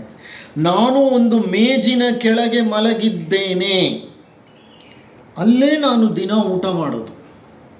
ನನ್ನ ಕೈ ಕಾಲುಗಳನ್ನು ಸರಪಳಿಯಿಂದ ಆ ಮೇಜಿಗೆ ಕಟ್ಟಿ ಹಾಕಿಬಿಟ್ಟಿದ್ದಾರೆ. ನನ್ನ ಯಜಮಾನನೇ ನನ್ನನ್ನು ಹೀಗೆ ಬಂಧಿಸಿದ್ದಾನೆ. ನಾನು ಆತನ ಬಳಿ ಕೆಲಸ ಕಲಿತುಕೊಳ್ಳಲು ಹೋದೆ, ಆದರೆ ಆತ ನನ್ನನ್ನು ದಬ್ಬಾಳಿಕೆಯಿಂದ ಬಂಧಿಸಿಬಿಟ್ಟಿದ್ದಾನೆ. ನಾನು ಅವನ ಬಳಿ ಸಿಕ್ಕಿ ಹಾಕಿಕೊಂಡಿದ್ದೇನೆ. ನನ್ನ ಯಜಮಾನ ಅಕ್ಕಸಾಲಿಗ ಅಂತ ಅಂದರೆ ಜ್ಯುವೆಲ್ಲರ್ ಅಂದರೆ ಚಿನ್ನ ಬೆಳ್ಳಿ ಮಾಡ್ತಾರಲ್ಲ, ಆಚಾರಿಗಳು ಅಂತ ಹೇಳ್ತೀವಿ ನೋಡಿ ನಾವು, ಅಂಥ ಆಚಾರಿಗಳು. ಆತ ಅಕ್ಕಸಾಲಿಗ, ಚಿನ್ನ ಮತ್ತು ಬೆಳ್ಳಿಯ ಒಡವೆಗಳನ್ನು ಮಾಡುತ್ತಾನೆ. ಆತನ ಹೆಸರು ಗುಸ್ತವ್ ಎಂದು. ಅವನ ಹೆಸರು ಜ್ಞಾಪಕ ಇದೆ ನೋಡಿ, ಅವನ ಹೆಸರು ಗುಸ್ತವ್ ಅಂತ. ನನ್ನ ಈಗಿನ ಹೆಸರು ಅರ್ನಾಲ್ಡ್. ಆ ಜನ್ಮದಲ್ಲಿ ನನ್ನ ಹೆಸರು ಥಿಯುಯೆರ್ ಅಂತ. ಥಿಯುಯೆರ್. ಅವನ ಹೆಸರೇನು? ಗುಸ್ತವ್. ಈ ಹುಡುಗನ ಹೆಸರು, ಇವನು ಹುಡುಗ, ಈಗ ಇನ್ನು ಆ ಜನ್ಮದಲ್ಲಿ ಹುಡುಗ ಇವನು, ಅಂದರೆ ಹೆಚ್ಚು ಕಡಿಮೆ ವಯಸ್ಸಿನ ಯುವಕ. ಇವನ ಹೆಸರು ಥಿಯುಯೆರ್. ನಾನು ಬವೇರಿಯಾದ ಒಂದು ಪುಟ್ಟ ಪಟ್ಟಣದಲ್ಲಿ ವಾಸ ಮಾಡುತ್ತಿದ್ದೇನೆ. ದಿನವೆಲ್ಲ ಕೆಲಸ ಮಾಡಿದ ನಂತರ ಆತ ನನ್ನನ್ನು ಮೇಜಿಗೆ ಸರಪಳಿಯಿಂದ ಬಿಗಿದು ಕಟ್ಟಿ ಹಾಕುತ್ತಾನೆ. ನಾನು ಎಲ್ಲಾದರೂ ಓಡಿ ಹೋಗ್ಬಿಡಬಹುದು ಅಂತ ಅವನಿಗೆ ಸಂಶಯ. ನನ್ನನ್ನು ಕಂಡರೆ ಆತನಿಗೆ ಬಹಳ ದ್ವೇಷ. ಅವನ ಬಳಿನೇ ಕೆಲಸ ಮಾಡ್ತಿದ್ದೀನಿ, ಆದರೆ ನನ್ನನ್ನು ಕಂಡರೆ ಅವನಿಗೆ ಅತೀವ ದ್ವೇಷ. He has hatred towards me. ಒಂದು ಚಾವುಟಿಯಿಂದ ನನ್ನನ್ನು ಹೊಡೆಯುತ್ತಾನೆ. ನನಗೆ ಅವನನ್ನು ಕಂಡರೆ ಭಯವಾಗುತ್ತದೆ. ನನ್ನನ್ನು ಕೆಳಗೆ ದಬ್ಬಿ ನನಗೆ ಹಿಂಸೆ ಕೊಡುವುದರಿಂದ ಅವನಿಗೆ ತೃಪ್ತಿ ಸಿಕ್ಕುತ್ತದೆ. ನನ್ನನ್ನು ಲೈಂಗಿಕವಾಗಿ ಸಹ ಅವನು ದುರುಪಯೋಗಪಡಿಸಿಕೊಳ್ಳುತ್ತಾನೆ. ಇಂಥ ಒಂದು ಸ್ಥಿತಿಯಲ್ಲಿ ನಾನಿದ್ದೇನೆ ಅಂತ ವಿವರಿಸ್ತಾ ಹೋಗ್ತಾನೆ ಅವನು. ಈಗ ಈ ಜನ್ಮದಲ್ಲಿಲ್ಲ, ಅವನು ಇಲ್ಲಿಲ್ಲ, ಅವನ ಪ್ರಜ್ಞೆ ಆ ಜನ್ಮಕ್ಕೆ ಹೊರಟು ಹೋಗಿದೆ. ಅವನಿಗೆ ಇಲ್ಲೇನು ನಡೀತಿದೆ ಅನ್ನೋದು ಗೊತ್ತಿಲ್ಲ, ಏನೂ ಗೊತ್ತಿಲ್ಲ. ಅವನು he has gone into his past life and ಅವನ ಕಣ್ಣಿಗೆ ಅದೆಲ್ಲ ಚಿತ್ರಣವಾಗಿ ಕಾಣ್ತಾ ಇದೆ.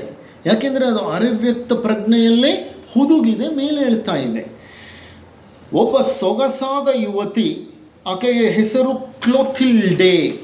ಒಬ್ಬ ಒಳ್ಳೆ ಯುವತಿ, ಸುಂದರವಾಗಿದ್ದಾಳೆ, ಕ್ಲೋಥಿಲ್ಡೆ ಅಂತ. ಆ ಯುವತಿ ಇವ್ರ ಅಂಗಡಿಗೆ ಆಗಾಗ ಬರ್ತಾಳೆ. ಅವಳು ಆಭರಣಗಳನ್ನು ತನಗೂ ತನ್ನ ಮನೆಯವರಿಗೂ ಮಾಡಿಸಿಕೊಳ್ತಾಳೆ. ಬಹಳ ಶ್ರೀಮಂತ ಮಹಿಳೆ, ಶ್ರೀಮಂತ ಕುಟುಂಬಕ್ಕೆ ಸೇರಿದ ಮಹಿಳೆ. ಬಹಳಷ್ಟು ಆಭರಣಗಳನ್ನು ಮಾಡಿಸ್ಕೊಳ್ತಾ ಇರ್ತಾಳೆ. ಆಕೆಗೆ ನನ್ನ ಮೇಲೆ ಏನೋ ಆಸಕ್ತಿ ಇತ್ತು. ಏಕೆಂದರೆ ಅವಳಿಗೆ ನನ್ನ ಮೇಲೆ ನನ್ನ ಕಂಡ್ರೆ ತುಂಬ ಇಷ್ಟ. ಯಾಕೆ ಅಂತ ಗೊತ್ತಿಲ್ಲ, ಯಾವಾಗ ನಮ್ಮ ಅಂಗಡಿಗೆ ಬಂದರೂ ನನ್ನ ಬಗ್ಗೆ ವಿಚಾರಿಸ್ತಿರ್ತಿದ್ಲು. ನಾನು ಅಲ್ಲಿ ಕಾಣಲಿಲ್ಲ ಅಂದರೆ ಎಲ್ಲಿ ಆ ಹುಡುಗ ಅಂತ ಕೇಳ್ತಿದ್ಲು. ನಾನು ಅಲ್ಲಿದ್ದರೆ ಹೇಗಿದೆಯಾ, ಚೆನ್ನಾಗಿದೆಯಾ ಅಂತ ಮಾತನಾಡ್ತಾ ಇದ್ಲು. ಆದರೆ ಅವನ ಯಜಮಾನ ಗುಸ್ತವ್ಗೆ ಅದು ಇಷ್ಟ ಆಗ್ತಾ ಇರಲಿಲ್ಲ. ಗುಸ್ತವ್ ಆ ಕ್ಲೋಥಿಲ್ಡೆ ಅನ್ನೋ ಯುವತಿ ಬರ್ತಾಳಲ್ಲ, ಆಕೆಗೆ ಹೇಳ್ತಿದ್ದ, ಆ ಹುಡುಗನನ್ನು ಯಾಕೆ ಮಾತನಾಡಿಸ್ತೀರಿ ನೀವು, ಅವನೊಬ್ಬ ಯಾವ ಕೆಲಸಕ್ಕೂ ಬರದೇ ಇರೋ ವ್ಯಕ್ತಿ ಅಂತ ಹೇಳ್ತಾ ಇದ್ದ. ಒಂದು ದಿನ ಅವಳು ಇವನ ಯಜಮಾನನಾದ ಗುಸ್ತವನ ಬಳಿ ಕೇಳ್ತಾಳೆ, ನನ್ನ ಮನೆಗೆ ಈ ಹುಡುಗನನ್ನು ಕಳಿಸ್ಕೊಡಿ, ಏನೋ ರಿಪೇರಿ ಕೆಲಸ ಇದೆ, ಅದನ್ನು ಮಾಡಿಸ್ಕೊಂಡು ನಾನು ನಿಮ್ಮ ಬಳಿ ವಾಪಸ್ಸು ಕಳಿಸ್ತೀನಿ ಅಂತ. ಆಗ ಅವನ ಯಜಮಾನ ಗುಸ್ತವ್ ಹೇಳ್ತಾನೆ, ಅಲ್ಲ ಮೇಡಮ್, ಯಾವ ಕಾರಣಕ್ಕೂ ಅವನನ್ನು ನಂಬೋ ಹಾಗಿಲ್ಲ, ಅವನೊಬ್ಬ ದುಷ್ಟ ಬಾಲಕ. ಅಂತಹ ಅವಿಶ್ವಾಸದಿಂದ ಕೂಡಿದ ಆ ಹುಡುಗನನ್ನು ಕಳಿಸ್ಕೊಡಿ ಅಂತ ಹೇಳ್ತೀರಲ್ಲ, ನಾನು ಅವನನ್ನು ಕಳಿಸೋದಿಲ್ಲಪ್ಪ, ನೀವೇನಾದರೂ ಮಾಡ್ಕೊಳ್ಳಿ, ಅವನನ್ನು ಕಳಿಸಿ ಅವನು ಏನಾದರೂ ಸಮಸ್ಯೆ ನಿಮಗುಂಟು ಮಾಡ್ತಾನೆ ಅಂತ ಅಂದ್ಬಿಟ್ಟ. ಆಕೆ ಪೆಚ್ಚು ಮೋರೆ ಹಾಕ್ಕೊಂಡು ಹೊರಟು ಬಿಟ್ಲು. ಆಕೆ ಹೊರಟ ನಂತರ ಇವನಿಗೆ ಕೋಪ ಜಾಸ್ತಿ ಆಗೋಯ್ತು. ಯಜಮಾನನಿಗೂ ಒಂದು ಕಡೆ ಕೋಪ ಜಾಸ್ತಿ ಆಯಿತು, ಇವನಿಗೆ ಒಂದು ಮಟ್ಟದ ಸಿಟ್ಟು ಬಂತು. ಈ ಹುಡುಗನಿಗೆ ನನ್ನನ್ನು ಅವಿಶ್ವಾಸದಿಂದ ಕೂಡಿದ ಬಾಲಕ ಅಂತ ಹೇಳ್ತಾನಲ್ಲ, ನನ್ನ ಬಗ್ಗೆ ರಾಂಗ್ ಇಂಪ್ರೆಷನ್ ಕೊಡ್ತಾನಲ್ಲ ಆ ಹೆಂಗಸಿಗೆ ಅಂತ ಇವನಿಗೆ ಸ್ವಲ್ಪ ಮಟ್ಟಿಗೆ ಸಿಟ್ಟು ಬಂತು. ಅದೇ ಸಂದರ್ಭದಲ್ಲಿ ಆಕೆ ಹೋಗಿದ ತಕ್ಷಣ ಇವನು ಬಂದವನೇ ಚೈನ್ ತಗೊಂಡು ಗಟ್ಟಿಯಾಗಿ ಟೇಬಲ್ಗೆ ಅವನನ್ನು ಕಟ್ಟಲಿಕ್ಕೆ ಹೋದ. ಈ ಹುಡುಗನಿಗೆ ಅರ್ಧವರೆಗೂ ಸಾಕಷ್ಟು ಹಿಂಸೆ ತಡ್ಕೊಂಡಿದ್ದ. ಈಗ ಇವನ ಕೋಪದ ಕಟ್ಟೆ ಹೊಡೆದು ಹೋಯಿತು. ಇವನೇನು ಮಾಡ್ದ, ತುಂಬ ಕೋಪ ಬಂತಲ್ಲ, ಹಿಡ್ಕೊಂಡು ಅವನಿಗೆ ಹೊಡೆದ. ಅಷ್ಟು ದೂರ ಹೋಗಿಬಿದ್ದ. ಅವನ್ನ ಕೊಂದೇ ಬಿಡಬೇಕು ಅಂತ ಅನ್ನಿಸ್ತು ಈ ಹುಡುಗನಿಗೆ. ಅದೆಲ್ಲ ಅವನು ನೋಡ್ತಾ ಇದ್ದಾನೆ. ಅವನು ಟ್ರಾನ್ಸ್ನಲ್ಲಿ ಏನೇನಾಯ್ತು ಅದೆಲ್ಲ ಕಾಣಿಸ್ತಾ ಇದೆ ಅವನಿಗೆ. ನಾನು ಕೈಗೆ ಸಿಕ್ಕ ಸಲಕರಣೆಯನ್ನು ತೆಗೆದುಕೊಂಡು ಅವನ ಮೇಲೆ ಹಾರಿದೆ. ನನ್ನ ಕೈಗಳಿಂದ ಅವನ ಕುತ್ತಿಗೆಯನ್ನು ಗಟ್ಟಿಯಾಗಿ ಹಿಸುಕಿ ಉಸಿರಾಡದಂತೆ ಮಾಡಲು ಹವಣಿಸಿದೆ. ಆದರೆ ಅವನು ಬಹಳ ಬಲಶಾಲಿಯಾದ ವ್ಯಕ್ತಿ. ಅವನು ವ್ಯಂಗ್ಯವಾಗಿ ನಕ್ಕು ನನ್ನನ್ನು ಉದಾಸೀನದಿಂದ ಕೆಳಗೆ ತಳ್ಳಿ ಬೀಳಿಸಿದ. ಕೈಗೆ ಸಿಕ್ಕ ಒಂದು ಚಾಕುವನ್ನು ತೆಗೆದು ಪುನಃ ನನ್ನ ಹೊಟ್ಟೆಗೆ ಹಲವಾರು ಬಾರಿ ಚುಚ್ಚಿಬಿಟ್ಟ. ನಾನು ನನ್ನ ದೇಹದ ಮೇಲೆ ತೇಲುತ್ತಿದ್ದೆ.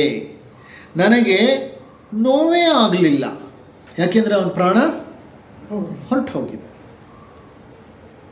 ಪ್ರಾಣ ತಕ್ಷಣ ಮೇಲೆ ತೇಲಲಿಕ್ಕೆ ಪ್ರಾರಂಭ ಆಗಿಬಿಟ್ಟಿದೆ, ಶರೀರದ ಮೇಲೆ ತೇಲ್ತಾ ಇದೆ. ನನಗೆ ನೋವೇ ಆಗಲಿಲ್ಲ ಅಂತ ನಾ ಹುಡುಗ. ಈ ಎಲ್ಲ ವಿಷಯಗಳನ್ನು ನಿಧಾನವಾಗಿ ಆದರೆ ಸ್ಪಷ್ಟವಾಗಿ ಆತ ಡಾಕ್ಟರ್ ಬ್ರೂಸ್ ಅನ್ನೋ ಈ ಹಿಪ್ನಾಟಿಸ್ಟ್ಗೆ ತಿಳಿಸ್ದ. ಈ ಹಿಪ್ನಾಸಿಸ್ ಮಾಡ್ತಿದ್ನಲ್ಲ, ಆತನಿಗೆ ಇದೆಲ್ಲ ಹೇಳ್ದ. ಅವನಿಗೆ ಅವನಿಗೆ ಹೇಳ್ತಿದ್ದೀನಿ ಅನ್ನೋದು ಗೊತ್ತಿಲ್ಲ. ಅವನೆಲ್ಲಿದ್ದಾನೆ, ಅವನು ಟ್ರಾನ್ಸ್ನಲ್ಲಿದ್ದಾನೆ. ಸುಮ್ಮನೆ ಹೇಳ್ತಾ ಇದ್ದಾನೆ. ಇವನು ಹಿಪ್ನಾಟಿಸ್ಟ್ ಅದನ್ನೆಲ್ಲ ಬರ್ಕೊಳ್ಳೋದು ಬಹಳ ಮುಖ್ಯ ಆ ವೃತ್ತಿಯಲ್ಲಿ. ಏಕೆಂದರೆ ಒಂದೊಂದು ಪದಕ್ಕೂ ಅರ್ಥ ಇರುತ್ತೆ, ಆಳ ಅರ್ಥಗಳಿರುತ್ತೆ, ಹೇಳಿದ ಕಾಂಟೆಕ್ಸ್ಟ್ ಹಿನ್ನೆಲೆ ಬೇಕಾಗತ್ತೆ. ವೈದ್ಯರು ಅವನಿಗೆ ಚಿಕಿತ್ಸೆಯನ್ನು ನೀಡಿದರು. ಈಗ ಹಿಪ್ನಾಟಿಸ್ಟ್ಗೆ ಏನು ಅಂತ ಗೊತ್ತಾಯಿತು. He has relived that situation. ಇವರು ಅವನಿಗೇನು ಸಲಹೆಗಳನ್ನು ಕೊಡಬೇಕು, ಟ್ರಾನ್ಸ್ನಲ್ಲೇ ಸಲಹೆಗಳನ್ನು ಕೊಟ್ಟರು. ಅವನು ಆ ಒಂದು ಹಳೆಯ ಘಟನೆಯ ಒಂದು ಘಾಸಿ ಅಂತಂದರೆ ಪೆಟ್ಟೇನಾಗಿದೆ, ಹರ್ಟ್ ಫೀಲಿಂಗ್ ಏನಿದೆ, ಪೆಟ್ಟೇನಾಗಿದೆ ಅವನಿಗೆ ಮಾನಸಿಕವಾಗಿ, ಆ ಪೆಟ್ಟಿನಿಂದ ಹೊರಗೆ ಬರಲಿಕ್ಕೆ ಬೇಕಾದಂಥ ಸಲಹೆಗಳನ್ನು ಅವನಿಗೆ ನೀಡಿದರು. ಇದೆಲ್ಲ ಮುಗಿದೋಯ್ತು. ಇದು ಯಾರ ಕತೆ, ಆ ವ್ಯಕ್ತಿ ಹೆಸರೇನೋ, ಈಗೇನಾಗಿ ಹುಟ್ಟಿದಾನವನೋ ಅರ್ನಾಲ್ಡ್ ಅಂತ. ಅವನ ಹಿಂದಿನ ಜನ್ಮದ ಹೆಸರೇನೋ ಥಿಯೂರೆರ್ ಅಂತ. ಅವನ ಯಜಮಾನನ ಹೆಸರೇನೋ ಗುಸ್ತವ್ ಅಂತ. ಇದು ಜ್ಞಾಪಕ ಇಟ್ಕೊಳ್ಳಿ. ಗುಸ್ತವ್ ಅಂದರೆ ಯಾರು? ಯಜಮಾನ. ಆ ಹುಡುಗ ಕೆಲಸ ಮಾಡ್ತಿದ್ದವನು, ಹಿಂಸೆಗೆ ಒಳಗಾದಂಥ ಹುಡುಗನ ಹೆಸರು ಥಿಯೂರೆರ್ ಅಂತ ಅವನ ಹೆಸರು. ಯಜಮಾನನ ಹೆಸರು ಗುಸ್ತವ್ ಅಂತ. ಈಗ ಥಿಯೂರೆರ್ ಏನಾಗಿ ಹುಟ್ಟಿದ್ದಾನೆ?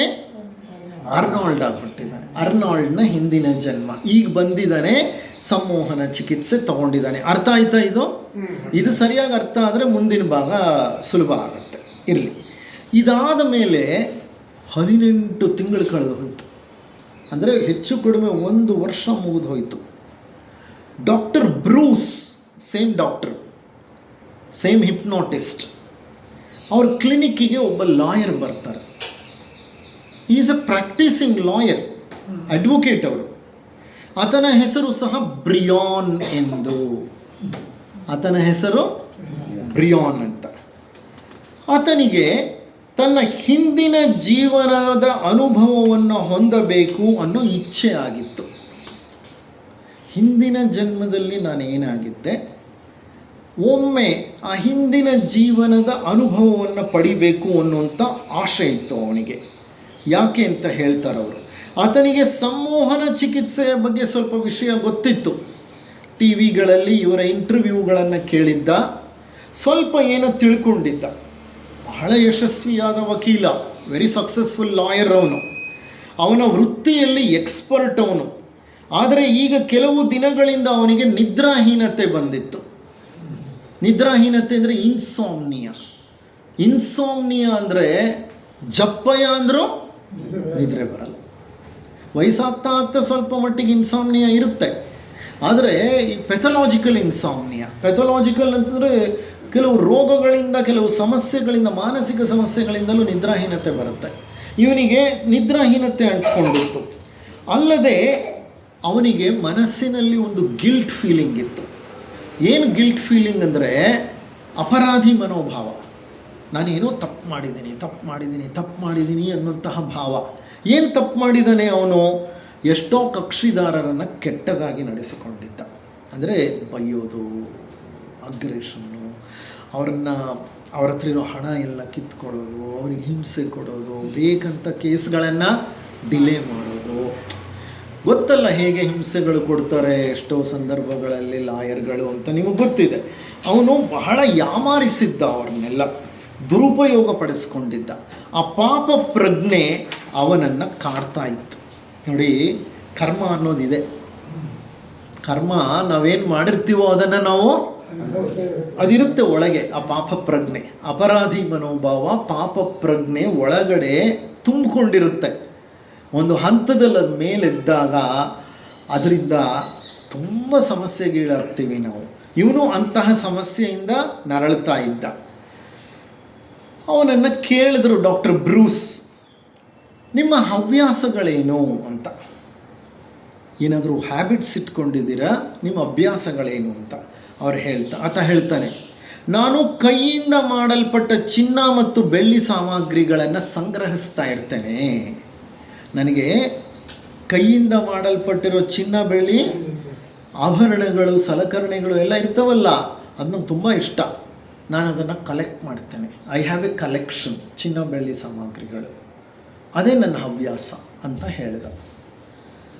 ಬ್ರಿಯಾನನ್ನು ಮಂಚದ ಮೇಲೆ ಮಲಗಿಸಿದ್ರು ಇವರು, ಡಾಕ್ಟರ್ ಬ್ರೂಸ್ ಬ್ರಿಯಾನನ್ನು ಮಂಚದ ಮೇಲೆ ಮಲಗಿಸಿ ನಿಧಾನವಾಗಿ ಅವನನ್ನು ಸಂಮೋಹನಕ್ಕೆ ಕರ್ಕೊಂಡು ಹೋದರು.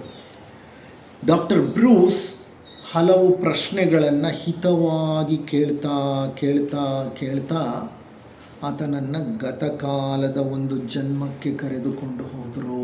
ಇದೇ ಮಾಡೋದು ಹಿಪ್ನೋಟಿಸ್ಟ್ಗಳು. ಜೋರಾಗಿ ಮಾತಾಡಲ್ಲ, ಬಹಳ ಮೇಲು ಧ್ವನಿಯಲ್ಲಿ ಸೂಕ್ಷ್ಮವಾಗಿ ಹಿತವಾಗಿ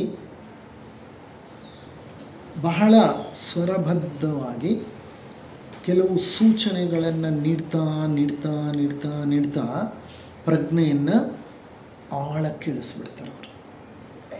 ಅದು ಮಾಡ್ತಾ ಹೋದ. ಆಗ ಆ ಮಲಗಿದ್ನೆಲ್ಲ ವ್ಯಕ್ತಿ ಬ್ರಿಯಾನ್ ಅವನು ಮಾತನಾಡಲಿಕ್ಕೆ ಪ್ರಾರಂಭ ಮಾಡ್ದ. ಈಗ ನಾನು ಆ ಕೇಸ್ ಬಿಟ್ಬಿಟ್ಟಿದ್ದೀನಿ, ಹಳೆ ಕೇಸು. ಈಗ ಇದು ಹೊಸ ಕೇಸು. ಆ ಕೇಸ್ಗೂ ಈ ಕೇಸ್ಗೂ ಸಂಬಂಧ ಇದೆ, ಅದಕ್ಕೆ ಅದು ಹಾಗೆ ಮುಂದುವರಿತಾ ಇದೆ ಅಷ್ಟೇ. Okay, don't think I am disconnected here, there is a connection, I will get you back there. ಈ ಕೇಸ್ನಲ್ಲಿ ಲಾಯರ್ ಬಂದಿದ್ದಾನೆ. ಆ ಲಾಯರ್ನ ಹೆಸರು ಬ್ರಿಯಾನ್. ಅವನನ್ನು ಮಲಗಿಸಿ ಸಂಮೋಹನಕ್ಕೆ ಕರ್ಕೊಂಡು ಹೋಗ್ತಿದ್ದಾನೆ. ಆ ಲಾಯರ್ ಪಾಪ ಪ್ರಜ್ಞೆಯಿಂದ ನರಳ್ತಾ ಇದ್ದಾನೆ. ಅವನು ತನ್ನ ಕಕ್ಷಿದಾರರಿಗೆ ತುಂಬ ಹಿಂಸೆ ಕೊಟ್ಬಿಟ್ಟಿದ್ದಾನೆ. ಆಗ ಟ್ರಾನ್ಸ್ಗೆ ಹೋದ್ಮೇಲೆ ಆ ಲಾಯರ್ ಮಾತನಾಡ್ಲಿಕ್ಕೆ ಪ್ರಾರಂಭ ಮಾಡ್ದ. ನಾನು ಒಬ್ಬ ಅಕ್ಕಸಾಲಿಗ, ಹಿಂದಿನ ಜನ್ಮಕ್ಕೆ ಹೋಗಿದ್ದಾನೆ ಅವನು. ಏನು ಜ್ಞಾಪಕ ಮಾಡ್ಕೋತಿದ್ದಾನೆ? ನಾನು ಜ್ಯುವೆಲರ್, ಆ ಜನ್ಮಕ್ಕೆ ಹೋಗಿ ಹೇಳ್ತಿದ್ದೆ ನಾನೊಬ್ಬ ಅಕ್ಕಸಾಲಿಗ. ನಾನು ಚಿನ್ನ ಬೆಳ್ಳಿಯ ಆಭರಣಗಳನ್ನು ಕೈಯಿಂದ ಮಾಡುತ್ತೇನೆ. ನಾನು ನನ್ನ ವರ್ಕ್ಶಾಪ್ನಲ್ಲಿ ಸ್ವತಃ ನಾನು ಕೆಲಸ ಮಾಡ್ತೇನೆ. ಕ್ರಿಸ್ತಶಕ 1130 ಇಸವಿಯದು, 1130 ಕ್ರಿಸ್ತಶಕ. ನನ್ನ ಹೆಸರು ಗುಸ್ತವ್ ಅಂತಾನೆ. ಯಾರು ಗುಸ್ತವ್? ಹಿಂದಿನ ಕೇಸ್ನಲ್ಲಿ ಅಕ್ಕಸಾಲಿಗ ಇದನ್ನೆಲ್ಲ, ಹುಡುಗನಿಗೆ ಹಿಂಸೆ ಕೊಡ್ತಿದ್ನಲ್ಲ, ಆ ಹೆಸರು ಬರ್ತಿದೆ ಇಲ್ಲಿ. ನನ್ನ ಹೆಸರು ಗುಸ್ತವ್ ಅಂತ ಡಾಕ್ಟರ್ ಬ್ರೂಸ್ ರವರಿಗೆ ಹೇಳ್ತಾನೆ. ಡಾಕ್ಟರ್ ಬ್ರೂಸ್ ರವರಿಗೆ ಆ ಗುಸ್ತವ್ ಅನ್ನೋ ಹೆಸರು ಹೇಳಿದ ತಕ್ಷಣ ಅವ್ರಿಗೆ ಹಿಂದಿನ ಆ ಕೇಸು ಜ್ಞಾಪಕಕ್ಕೆ ಬಂತು. ಅವರ ಬೆನ್ನು ಹುರಿಯಲ್ಲಿ, ಡಾಕ್ಟರ್ನ ಬೆನ್ನು ಹುರಿಯಲ್ಲಿ ಚಳುಕು ಹೊಡೆದಂಗಾಯಿತು. ತಮ್ಮ ಕಿವಿಗಳನ್ನು ತಾವೇ ನಂಬದಂತಾದರೂ ಆ ಕೇಸ್ನಲ್ಲಿ ಯಾರು ಕೊಲೆಗಾರನೋ ಹಿಂಸಕನೋ ಅವನು ಈಗ ಬ್ರಿಯಾನ್ ಅನ್ನೋ ಹೆಸರಿಟ್ಕೊಂಡು ನನ್ನ ಬಳಿನೇ ಬಂದಿದ್ದಾನೆ. ಆ ಕೇಸ್ ಆದಮೇಲೆ ಈ ಕೇಸ್ ಬಂದಿದೆ. 1.5 ವರ್ಷದ ಗ್ಯಾಪಲ್ಲಿ ಬ್ರಿಯಾನ್ ಮುಂದುವರೆಸಿದ. ನಾನು ಬವೇರಿಯಾದ ಒಂದು ಸಣ್ಣ ಪಟ್ಟಣದಲ್ಲಿ ವಾಸ ಮಾಡುತ್ತಿದ್ದೇನೆ. ಅವನು ಹೇಳಿದ್ದ ನಾನು ಬವೇರಿಯಾದಲ್ಲಿ ವಾಸ ಮಾಡ್ತಿದ್ದೆ ಅಂತ. ಈ ಬವೇರಿಯಾದ ಅಕ್ಕಸಾಲಿಗನ ಬಗ್ಗೆ ಗುತ್ಸವನು ಈಗಾಗಲೇ ತಿಳಿದುಕೊಂಡಿದ್ದ. ಈಗಾಗಲೇ ಈತನ ಬಳಿ ಒಬ್ಬ ಗ್ರಾಹಕ ಅಥವಾ ರೋಗಿ ಮಾತನಾಡಿದ್ದ. ಅದನ್ನೆಲ್ಲ ಈ ಡಾಕ್ಟರ್ ಜ್ಞಾಪಕ ಮಾಡಿಕೊಂಡ್ರು. ಆಗ ಆತನಿಗೆ ಅರ್ನಾಲ್ಡ್ನ ಕೇಸ್ ಸ್ಟಡಿ ಜ್ಞಾಪಕ ಬಂತು. ಆ ಸಂದರ್ಭದಲ್ಲಿ ಬ್ರಿಯಾನ್ನ ಮಾತನಾಡ್ಲಿಕ್ಕೆ ಹೇಳ್ತಾರೆ, ಮುಂದುವರಿಸಿ ಅಂತ. ಬ್ರಿಯಾನ್ ಹೇಳ್ತಾನೆ, ನಾನಿನ್ನೂ ಮದುವೆ ಆಗಿಲ್ಲ. ಇವನೇ ಗುಸ್ತವ್, ಹಿಂದಿನ ಜನ್ಮದಲ್ಲಿ ಗುಸ್ತವ್. ಅದರ ಬಗ್ಗೆ ಮಾತನಾಡ್ತಿದ್ದಾನೆ ಅವನು. ನಾನು ಗುಸ್ತವ್, ನನಗಿನ್ನ ಮದುವೆ ಆಗಿಲ್ಲ. ದೇಶದಲ್ಲಿ 2 ಪೋಪ್ಗಳನ್ನು ಆರಿಸ್ಬಿಟ್ಟಿದ್ದಾರೆ. ಬಹಳ ಗೊಂದಲ ಆಗಿಬಿಟ್ಟಿದೆ. ಪೋಪ್ ಅಂದರೆ ಗೊತ್ತಲ್ಲ, ಕ್ರೈಸ್ತ ಧರ್ಮದ ಉನ್ನತ ಹೆಡ್ ಅಥವಾ ಅಧಿಕಾರಿ. ಅವರು ಇಟಲಿನ ವ್ಯಾಟಿಕನ್ನಲ್ಲಿರ್ತಾರೆ. ಒಂದು ಸಮಯಕ್ಕೆ ಒಬ್ಬರು ಪೋಪ್ ಇರ್ತಾರೆ. ಆಗ ಏನೋ ಕನ್ಫ್ಯೂಷನ್ ಆಗಿ 2 ಪೋಪ್ಗಳನ್ನು ಸೆಲೆಕ್ಟ್ ಮಾಡಿಬಿಟ್ಟಿದ್ದಾರೆ. ದೇಶದಲ್ಲಿ ಏನೋ ಗೊಂದಲ ನಡೀತಾ ಇದೆ. ಆ 2 ಪೋಪ್ಗಳನ್ನು ಸೆಲೆಕ್ಟ್ ಮಾಡಿ ಗೊಂದಲ ಉಂಟು ಮಾಡಿದ ಇಸವಿ 1130. ಇದನ್ನು ಆಮೇಲೆ ಸ್ಟಡಿ ಮಾಡಿ ಡಾಕ್ಟರ್ ಬ್ರೂಸ್ ರವರು ಹಿಸ್ಟ್ರಿ ಬುಕ್ಗಳನ್ನು ತೆಗೆದು ನೋಡ್ತಾರೆ. ಕರೆಕ್ಟ್, 1130ರಲ್ಲೇ ಈ ಗೊಂದಲ ಉಂಟಾಗಿದ್ದು. 2 ಪೋಪ್ಗಳನ್ನು ಆರಿಸಿದ್ದು ಇವನು ಸಹ ಅದೇ ಕ್ರಿಸ್ತಶಕ 1130 ಅಂತಲೇ ಹೇಳ್ತಾನೆ. 2 ಪೋಪ್ಗಳನ್ನು ಆರಿಸಿದ್ರು ಅಂತ ಹೇಳ್ತಾನೆ. ಅಂದರೆ ಇದೆಲ್ಲ ನಿಜ, ಇದು ಸುಳ್ಳಾಗಲಿಕ್ಕೆ ಸಾಧ್ಯ ಇಲ್ಲ. ಯಾಕೆಂದರೆ ಹಿಸ್ಟ್ರಿ ಬುಕ್ಗಳನ್ನು ತೆಗೆದು ನೋಡ್ದ, ಆಬ್ಜೆಕ್ಟಿವ್ಲಿ ರೆಕಾರ್ಡ್ಸ್ ಇದೆ ಅದಕ್ಕೆಲ್ಲನೂ. ಆಗ ಡಾಕ್ಟರ್ ಬ್ರೂಸ್ ಆತನನ್ನು ಮೆಲ್ಲಗೆ ಕೇಳ್ತಾರೆ, ಹಿಪ್ನಾಟಿಸ್ಟ್ ಕೇಳ್ತಾರೆ ಬ್ರಿಯಾನನ್ನು, ನಿನಗೆ ಯಾರನ್ನು ಕಂಡ್ರೆ ಬಹಳ ದ್ವೇಷ? ಏಕೆಂದರೆ ಇವರಿಗೆ ಹಳೆ ಕೇಸ್ ಸ್ಟಡಿ ಗೊತ್ತಿತ್ತಲ್ಲ, ಗುಸ್ತವ್ ಅಂತ ಒಂದು ಕೇಸ್ ಸ್ಟಡಿ ಗೊತ್ತಿತ್ತಲ್ಲ, ಅದಕ್ಕೆ ನಿಮಗೆ ಯಾರನ್ನು ಕಂಡ್ರೆ ಬಹಳ ದ್ವೇಷ ಹೇಳಿ. ನನ್ನ ಬಳಿ ಕೆಲಸ ಮಾಡುವ ನನ್ನ ಅಪ್ರೆಂಟಿಸ್ ಆದ ಥಯುರರ್ನ ಕಂಡ್ರೆ ನನಗೆ ಬಹಳ ದ್ವೇಷ. ಥಯುರರ್ ಗೊತ್ತಲ್ಲ ನಿಮಗೆ, ಹಿಂದಿನ ಜನ್ಮದಲ್ಲ ಹುಡುಗ ಆಗಿದ್ನಲ್ಲ ಅವನನ್ನು ಕಂಡ್ರೆ ನನಗೆ ಬಹಳ ದ್ವೇಷ. ಈಗ ಡಾಕ್ಟರ್ ಬ್ರೂಸ್ ರವರಿಗೆ 100% ಗ್ಯಾರಂಟಿ ಆಗೋಯ್ತು. ಆ ಹಳೆ ಕೇಸ್ದೆ ಇನ್ನೊಂದು ಲಿಂಕ್ ಇಲ್ಲಿ ಬಂದಿದೆ, ಅದೊಂದು ಲಿಂಕ್ ಇತ್ತು, ಇದೊಂದು ಲಿಂಕು. ಅಲ್ಲಿ ಥ್ಯೂರರ್ ಇದ್ದ, ಇಲ್ಲಿ ಅರ್ನಾಲ್ಡ್ ಆದ, ಹೌದಾ ಅಲ್ವಾ? ಹಾಗೆ ಅಲ್ಲಿ ಗುಸ್ತವ್ ಇದ್ದ, ಇಲ್ಲಿ ಬ್ರಿಯಾನ್ ಆಗಿದ್ದಾನೆ. ಹಿಂದಿನ ಜನ್ಮದಲ್ಲಿ ಥ್ಯೂರರ್ ಎಂಬ ಹೆಸರನ್ನು ಹೊಂದಿದ್ದ ಇಂದಿನ ಅರ್ನಾಲ್ಡ್ ಎಂಬ ವ್ಯಕ್ತಿಯನ್ನು ಕೊಂದಿರುವುದು ಇವನೇ ಅಂತ ಖಚಿತವಾಗಿ ಹೋಯ್ತು ಇವರಿಗೆ. ಅಪ್ಪ, ನನ್ನ ಮಂಚದ ಮೇಲೆ ಕೊಲೆಗಾರ ಒಬ್ಬ ಮಲಗಿದ್ದಾನೆ, ಇವನೆಲ್ಲ ಕೊಲೆ ಮಾಡಿರೋದು ಪಾಪ, ಇವನು ಹಿಂದಿನ ಜನ್ಮದಲ್ಲಿ ಕೊಲೆ ಮಾಡಿದ್ದಾನೆ. ಅದನ್ನು ಈ ಜನ್ಮದಲ್ಲಿ ಇವರು ಕೆದಕಿ ತೆಗಿತಾ ಇದ್ದಾರೆ. ಇವರಿಗೆ ಒಂದು ಕ್ಷಣ ಹೆದರಿಕೆ ಆಗೋಯ್ತು. ಯಾರಿಗೆ? ಈ ಡಾಕ್ಟರ್ಗೆ. ಸುಧಾರಿಸಿಕೊಂಡು ಸ್ವಲ್ಪ ಕ್ಷಣಗಳ ನಂತರ ಡಾಕ್ಟರ್ ಬ್ರೂಸ್ ಸಂವಾದವನ್ನು ಮುಂದುವರಿಸ್ತಾರೆ. ಆಗ ಆ ಅಕ್ಕಸಾಲಿಗ ಹೇಳ್ದ, ಅಂದರೆ ಗುಸ್ತವ್ ಹೇಳ್ದ, ಏನಂತ? ನನಗೆ ಥ್ಯೂರರ್ ಎಂದರೆ ತಡೆಯಲಾರದಷ್ಟು ದ್ವೇಷ. ಅವನಿಗೆ ಹಿಂಸೆ ನೀಡಿ ನಾನು ತೃಪ್ತಿ ಪಡುತ್ತಿದ್ದೆ. ಈಗ ಬ್ರಿಯಾನ್ನ ಮೂಲಕ ಮಾತನಾಡುತ್ತಿರುವ ಆ ವ್ಯಕ್ತಿಯ ಧ್ವನಿ ಆಳವಾಗಿತ್ತು. ಈಗ ಮಾತಾಡ್ತಿರೋದು ಬ್ರಿಯಾನ್, ಆದರೆ ಮಾತಾಡ್ತಿರೋ ವ್ಯಕ್ತಿ ಯಾರೋ? ಗುಸ್ತವ್. ಅವನ ಧ್ವನಿ ಆಳ ಇತ್ತು. ಇದ್ದಕ್ಕಿದ್ದ ಹಾಗೆ ಈಗ ವಾಯ್ಸ್ ಚೇಂಜ್ ಆಗೋಯ್ತು. ಆಳವಾದ ವಾಯ್ಸಲ್ಲಿ ಮಾತನಾಡ್ತಾ ಇದ್ದಾನೆ ಇದೇ ವ್ಯಕ್ತಿ. ಆ ಗುಸ್ತವ್ನ ವಾಯ್ಸ್ ಅಂತ ಅನಿಸುತ್ತೆ ಅದು. ಅವನ ಆಲೋಚನೆಗಳು ಬಹಳ ಹಿಂಸೆಯಿಂದ ಕೂಡಿತ್ತು, ಬಹಳ ಪೈಶಾಚಿಕವಾಗಿತ್ತು. ಅವನು ಆ ಸಂದರ್ಭದಲ್ಲಿ ಹೇಳಿದ ವಿಷಯಗಳು, ಅವನ ಆಲೋಚನೆಗಳು ತುಂಬ ಡಯಬಾಲಿಕ್ ಅಂತೀವಿ ನಾವು. ಡಯಬಾಲಿಕ್, ಅನ್ಕೂತ್ ಅಂತೀವಿ ಇಂಗ್ಲೀಷ್ ಭಾಷೆಯಲ್ಲಿ. ಕೆಟ್ಟನ ಪೈಶಾಚಿಕ ಸ್ವಭಾವದ ಆಲೋಚನೆಗಳು.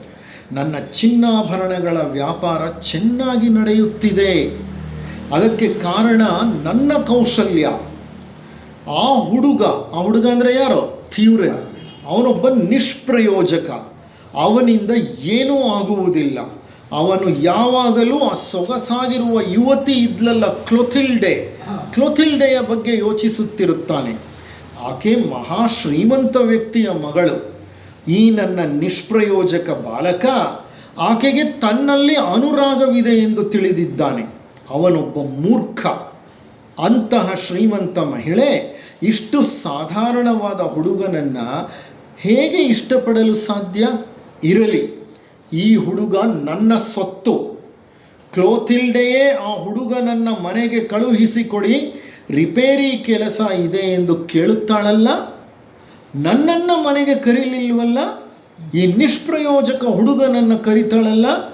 ಆಕೆ ಹೊರಟು ಹೋದ ಮೇಲೆ ಇವನಿಗೆ ಸರಿಯಾಗಿ ಬುದ್ಧಿ ಕಲಿಸಬೇಕೆಂದು ನಾನು ಅವನನ್ನು ಸರಪಳಿಯಿಂದ ಮೇಜಿಗೆ ಬಂಧಿಸಲು ಹೋಗುತ್ತಿದ್ದೀನಿ.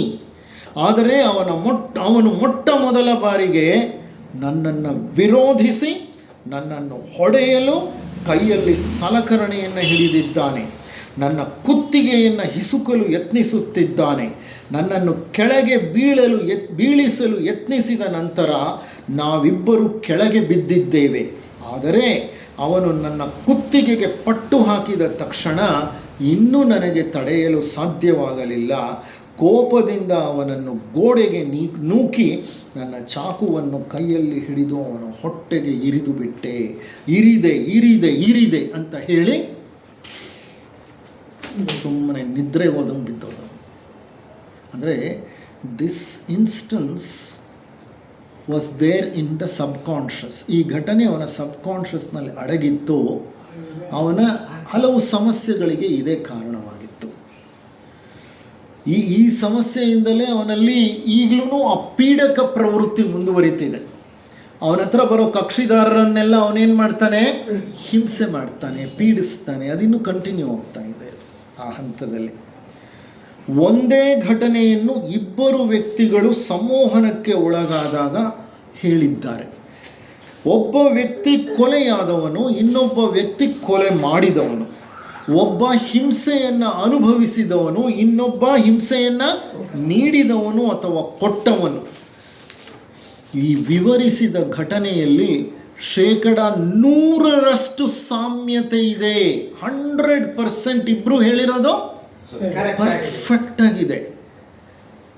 ಆದರೆ ಈ ಜನ್ಮದಲ್ಲಿ ಅವರಿಬ್ಬರಿಗೂ ಪರಿಚಯವೇ ಇಲ್ಲ. ಇಂತಹ ಘಟನೆ, ಇಂತಹ ಸಾಮ್ಯತೆ ಬೈ ಚಾನ್ಸ್ ಆಗಲಿಕ್ಕೆ ಸಾಧ್ಯವಿದೆಯಾ ಅಂತ ಕೇಳ್ತಾರೆ ವಿಜ್ಞಾನಿಗಳು. ಬೈ ಚಾನ್ಸ್ ಅನ್ನೋದನ್ನು ರೂಲ್ ಔಟ್ ಮಾಡಿ ಅಂತಾರೆ. ಅದು ನಿಮಗೆ ರಿಸರ್ಚ್ ಗೊತ್ತಿದ್ದರೆ ನಾವು 5% ಬೈ ಚಾನ್ಸ್ ಇಡ್ತೀವಿ ಯಾವಾಗಲೂ.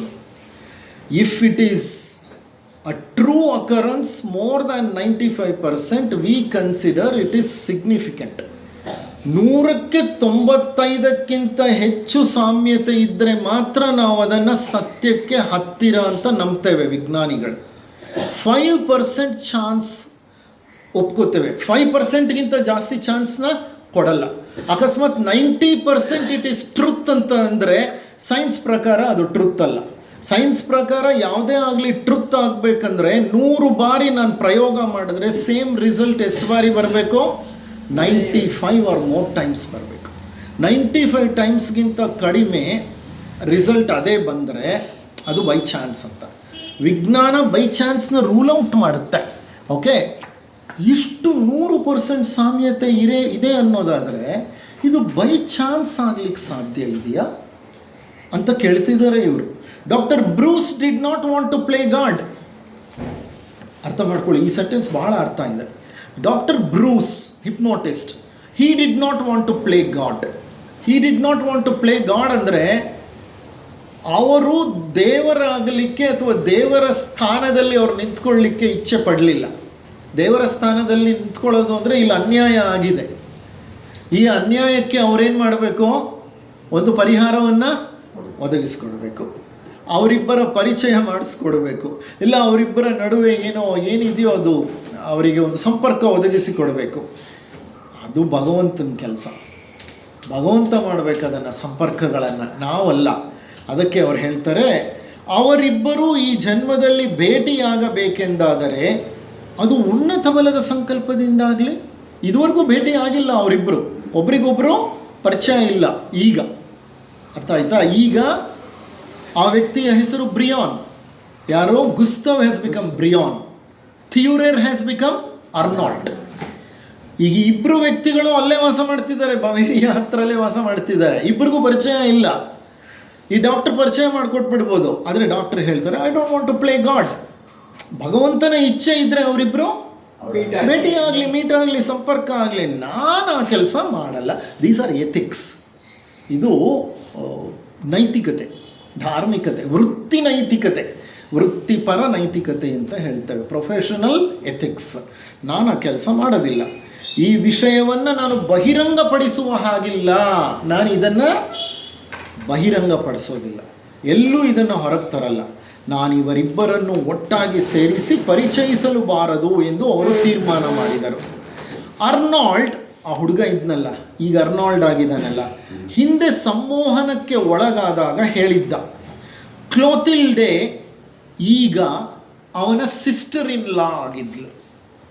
ಅರ್ನಾಲ್ಡ್ ಆಗಿದ್ದಾನಲ್ಲ ಆ ಹುಡುಗ, ಈಗ ಅರ್ನಾಲ್ಡ್ಗೆ ಕ್ಲೋತಿಲ್ಡೆ ಅಂತ ಯುವತಿ ಬರ್ತಿದ್ಲಲ್ಲ ಆಭರಣಗಳ ಅಂಗಡಿಗೆ, ಅವಳು ಈಗ ಹುಟ್ಟಿದಾಳೆ. ಮತ್ತೆ ಹುಟ್ಟಿ ಏನಾಗಿದ್ದಾಳೆ? ಇವನಿಗೆ ಸಿಸ್ಟರ್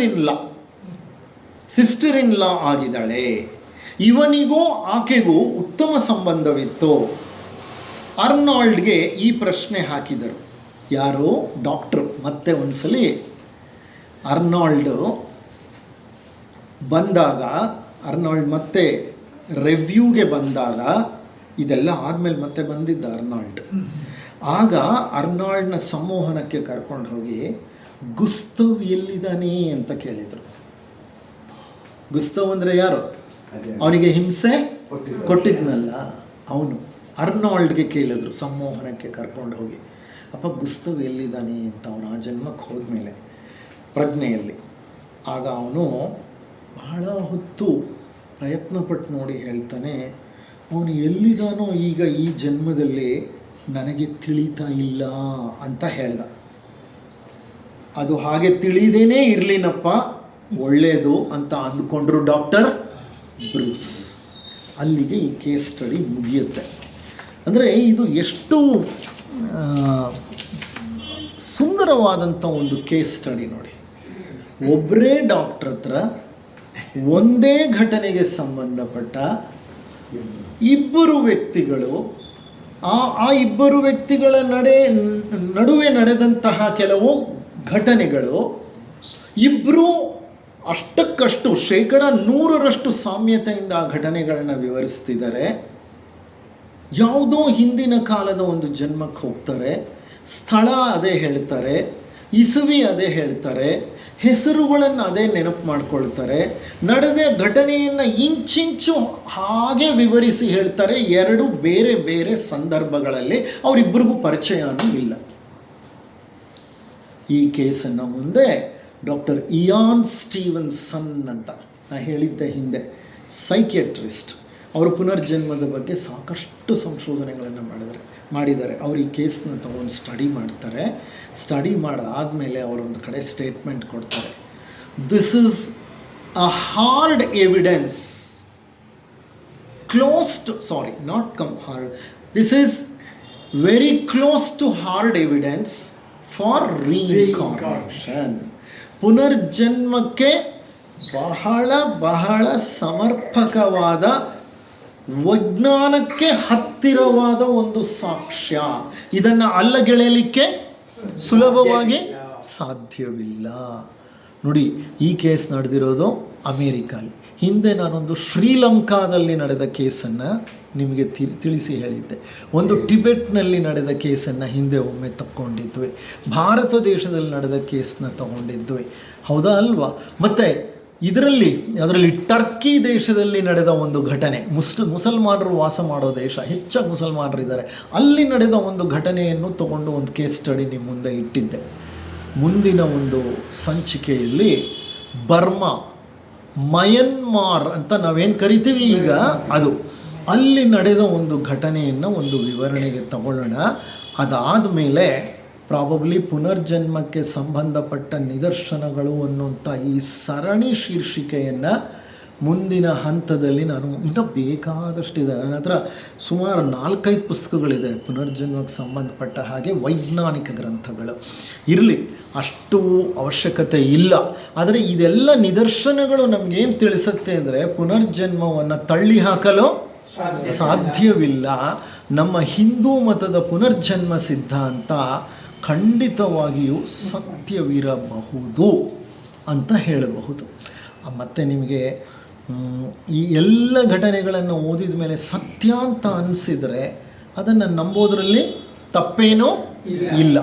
ಇದಕ್ಕೆ ಬೇಕಾದಂಥ ಐತಿಹ್ಯಗಳು ಪುರಾಣಗಳಲ್ಲಿ ಸಹ ನಮಗೆ ಸಿಕ್ಕುತ್ತೆ ಅಲ್ವಾ? ನಾನು ನಿಮಗೆ ಹೇಳಿದ್ದೆ ಹಿಂದೆ, ಕೌಸಲ್ಯ ಏನಾಗಿ ಹುಟ್ಟುತ್ತಾಳೆ? ಯಶೋದೆಯಾಗಿ ಹುಟ್ಟುತ್ತಾಳೆ. ಕೈಕೇಯಿ ಏನಾಗಿ ಹುಟ್ಟುತ್ತಾಳೆ? ದೇವಕಿಯಾಗಿ ಹುಟ್ಟುತ್ತಾಳೆ. 14 ವರ್ಷ ಜೈಲಲ್ಲಿರ್ತಾಳೆ. ಜನ್ಮ ಕೊಟ್ಟ ಮೇಲೆ ಕೃಷ್ಣನನ್ನು ನೋಡೋದೇ ಇಲ್ಲ ಆಕೆ. ಯಾಕೆ?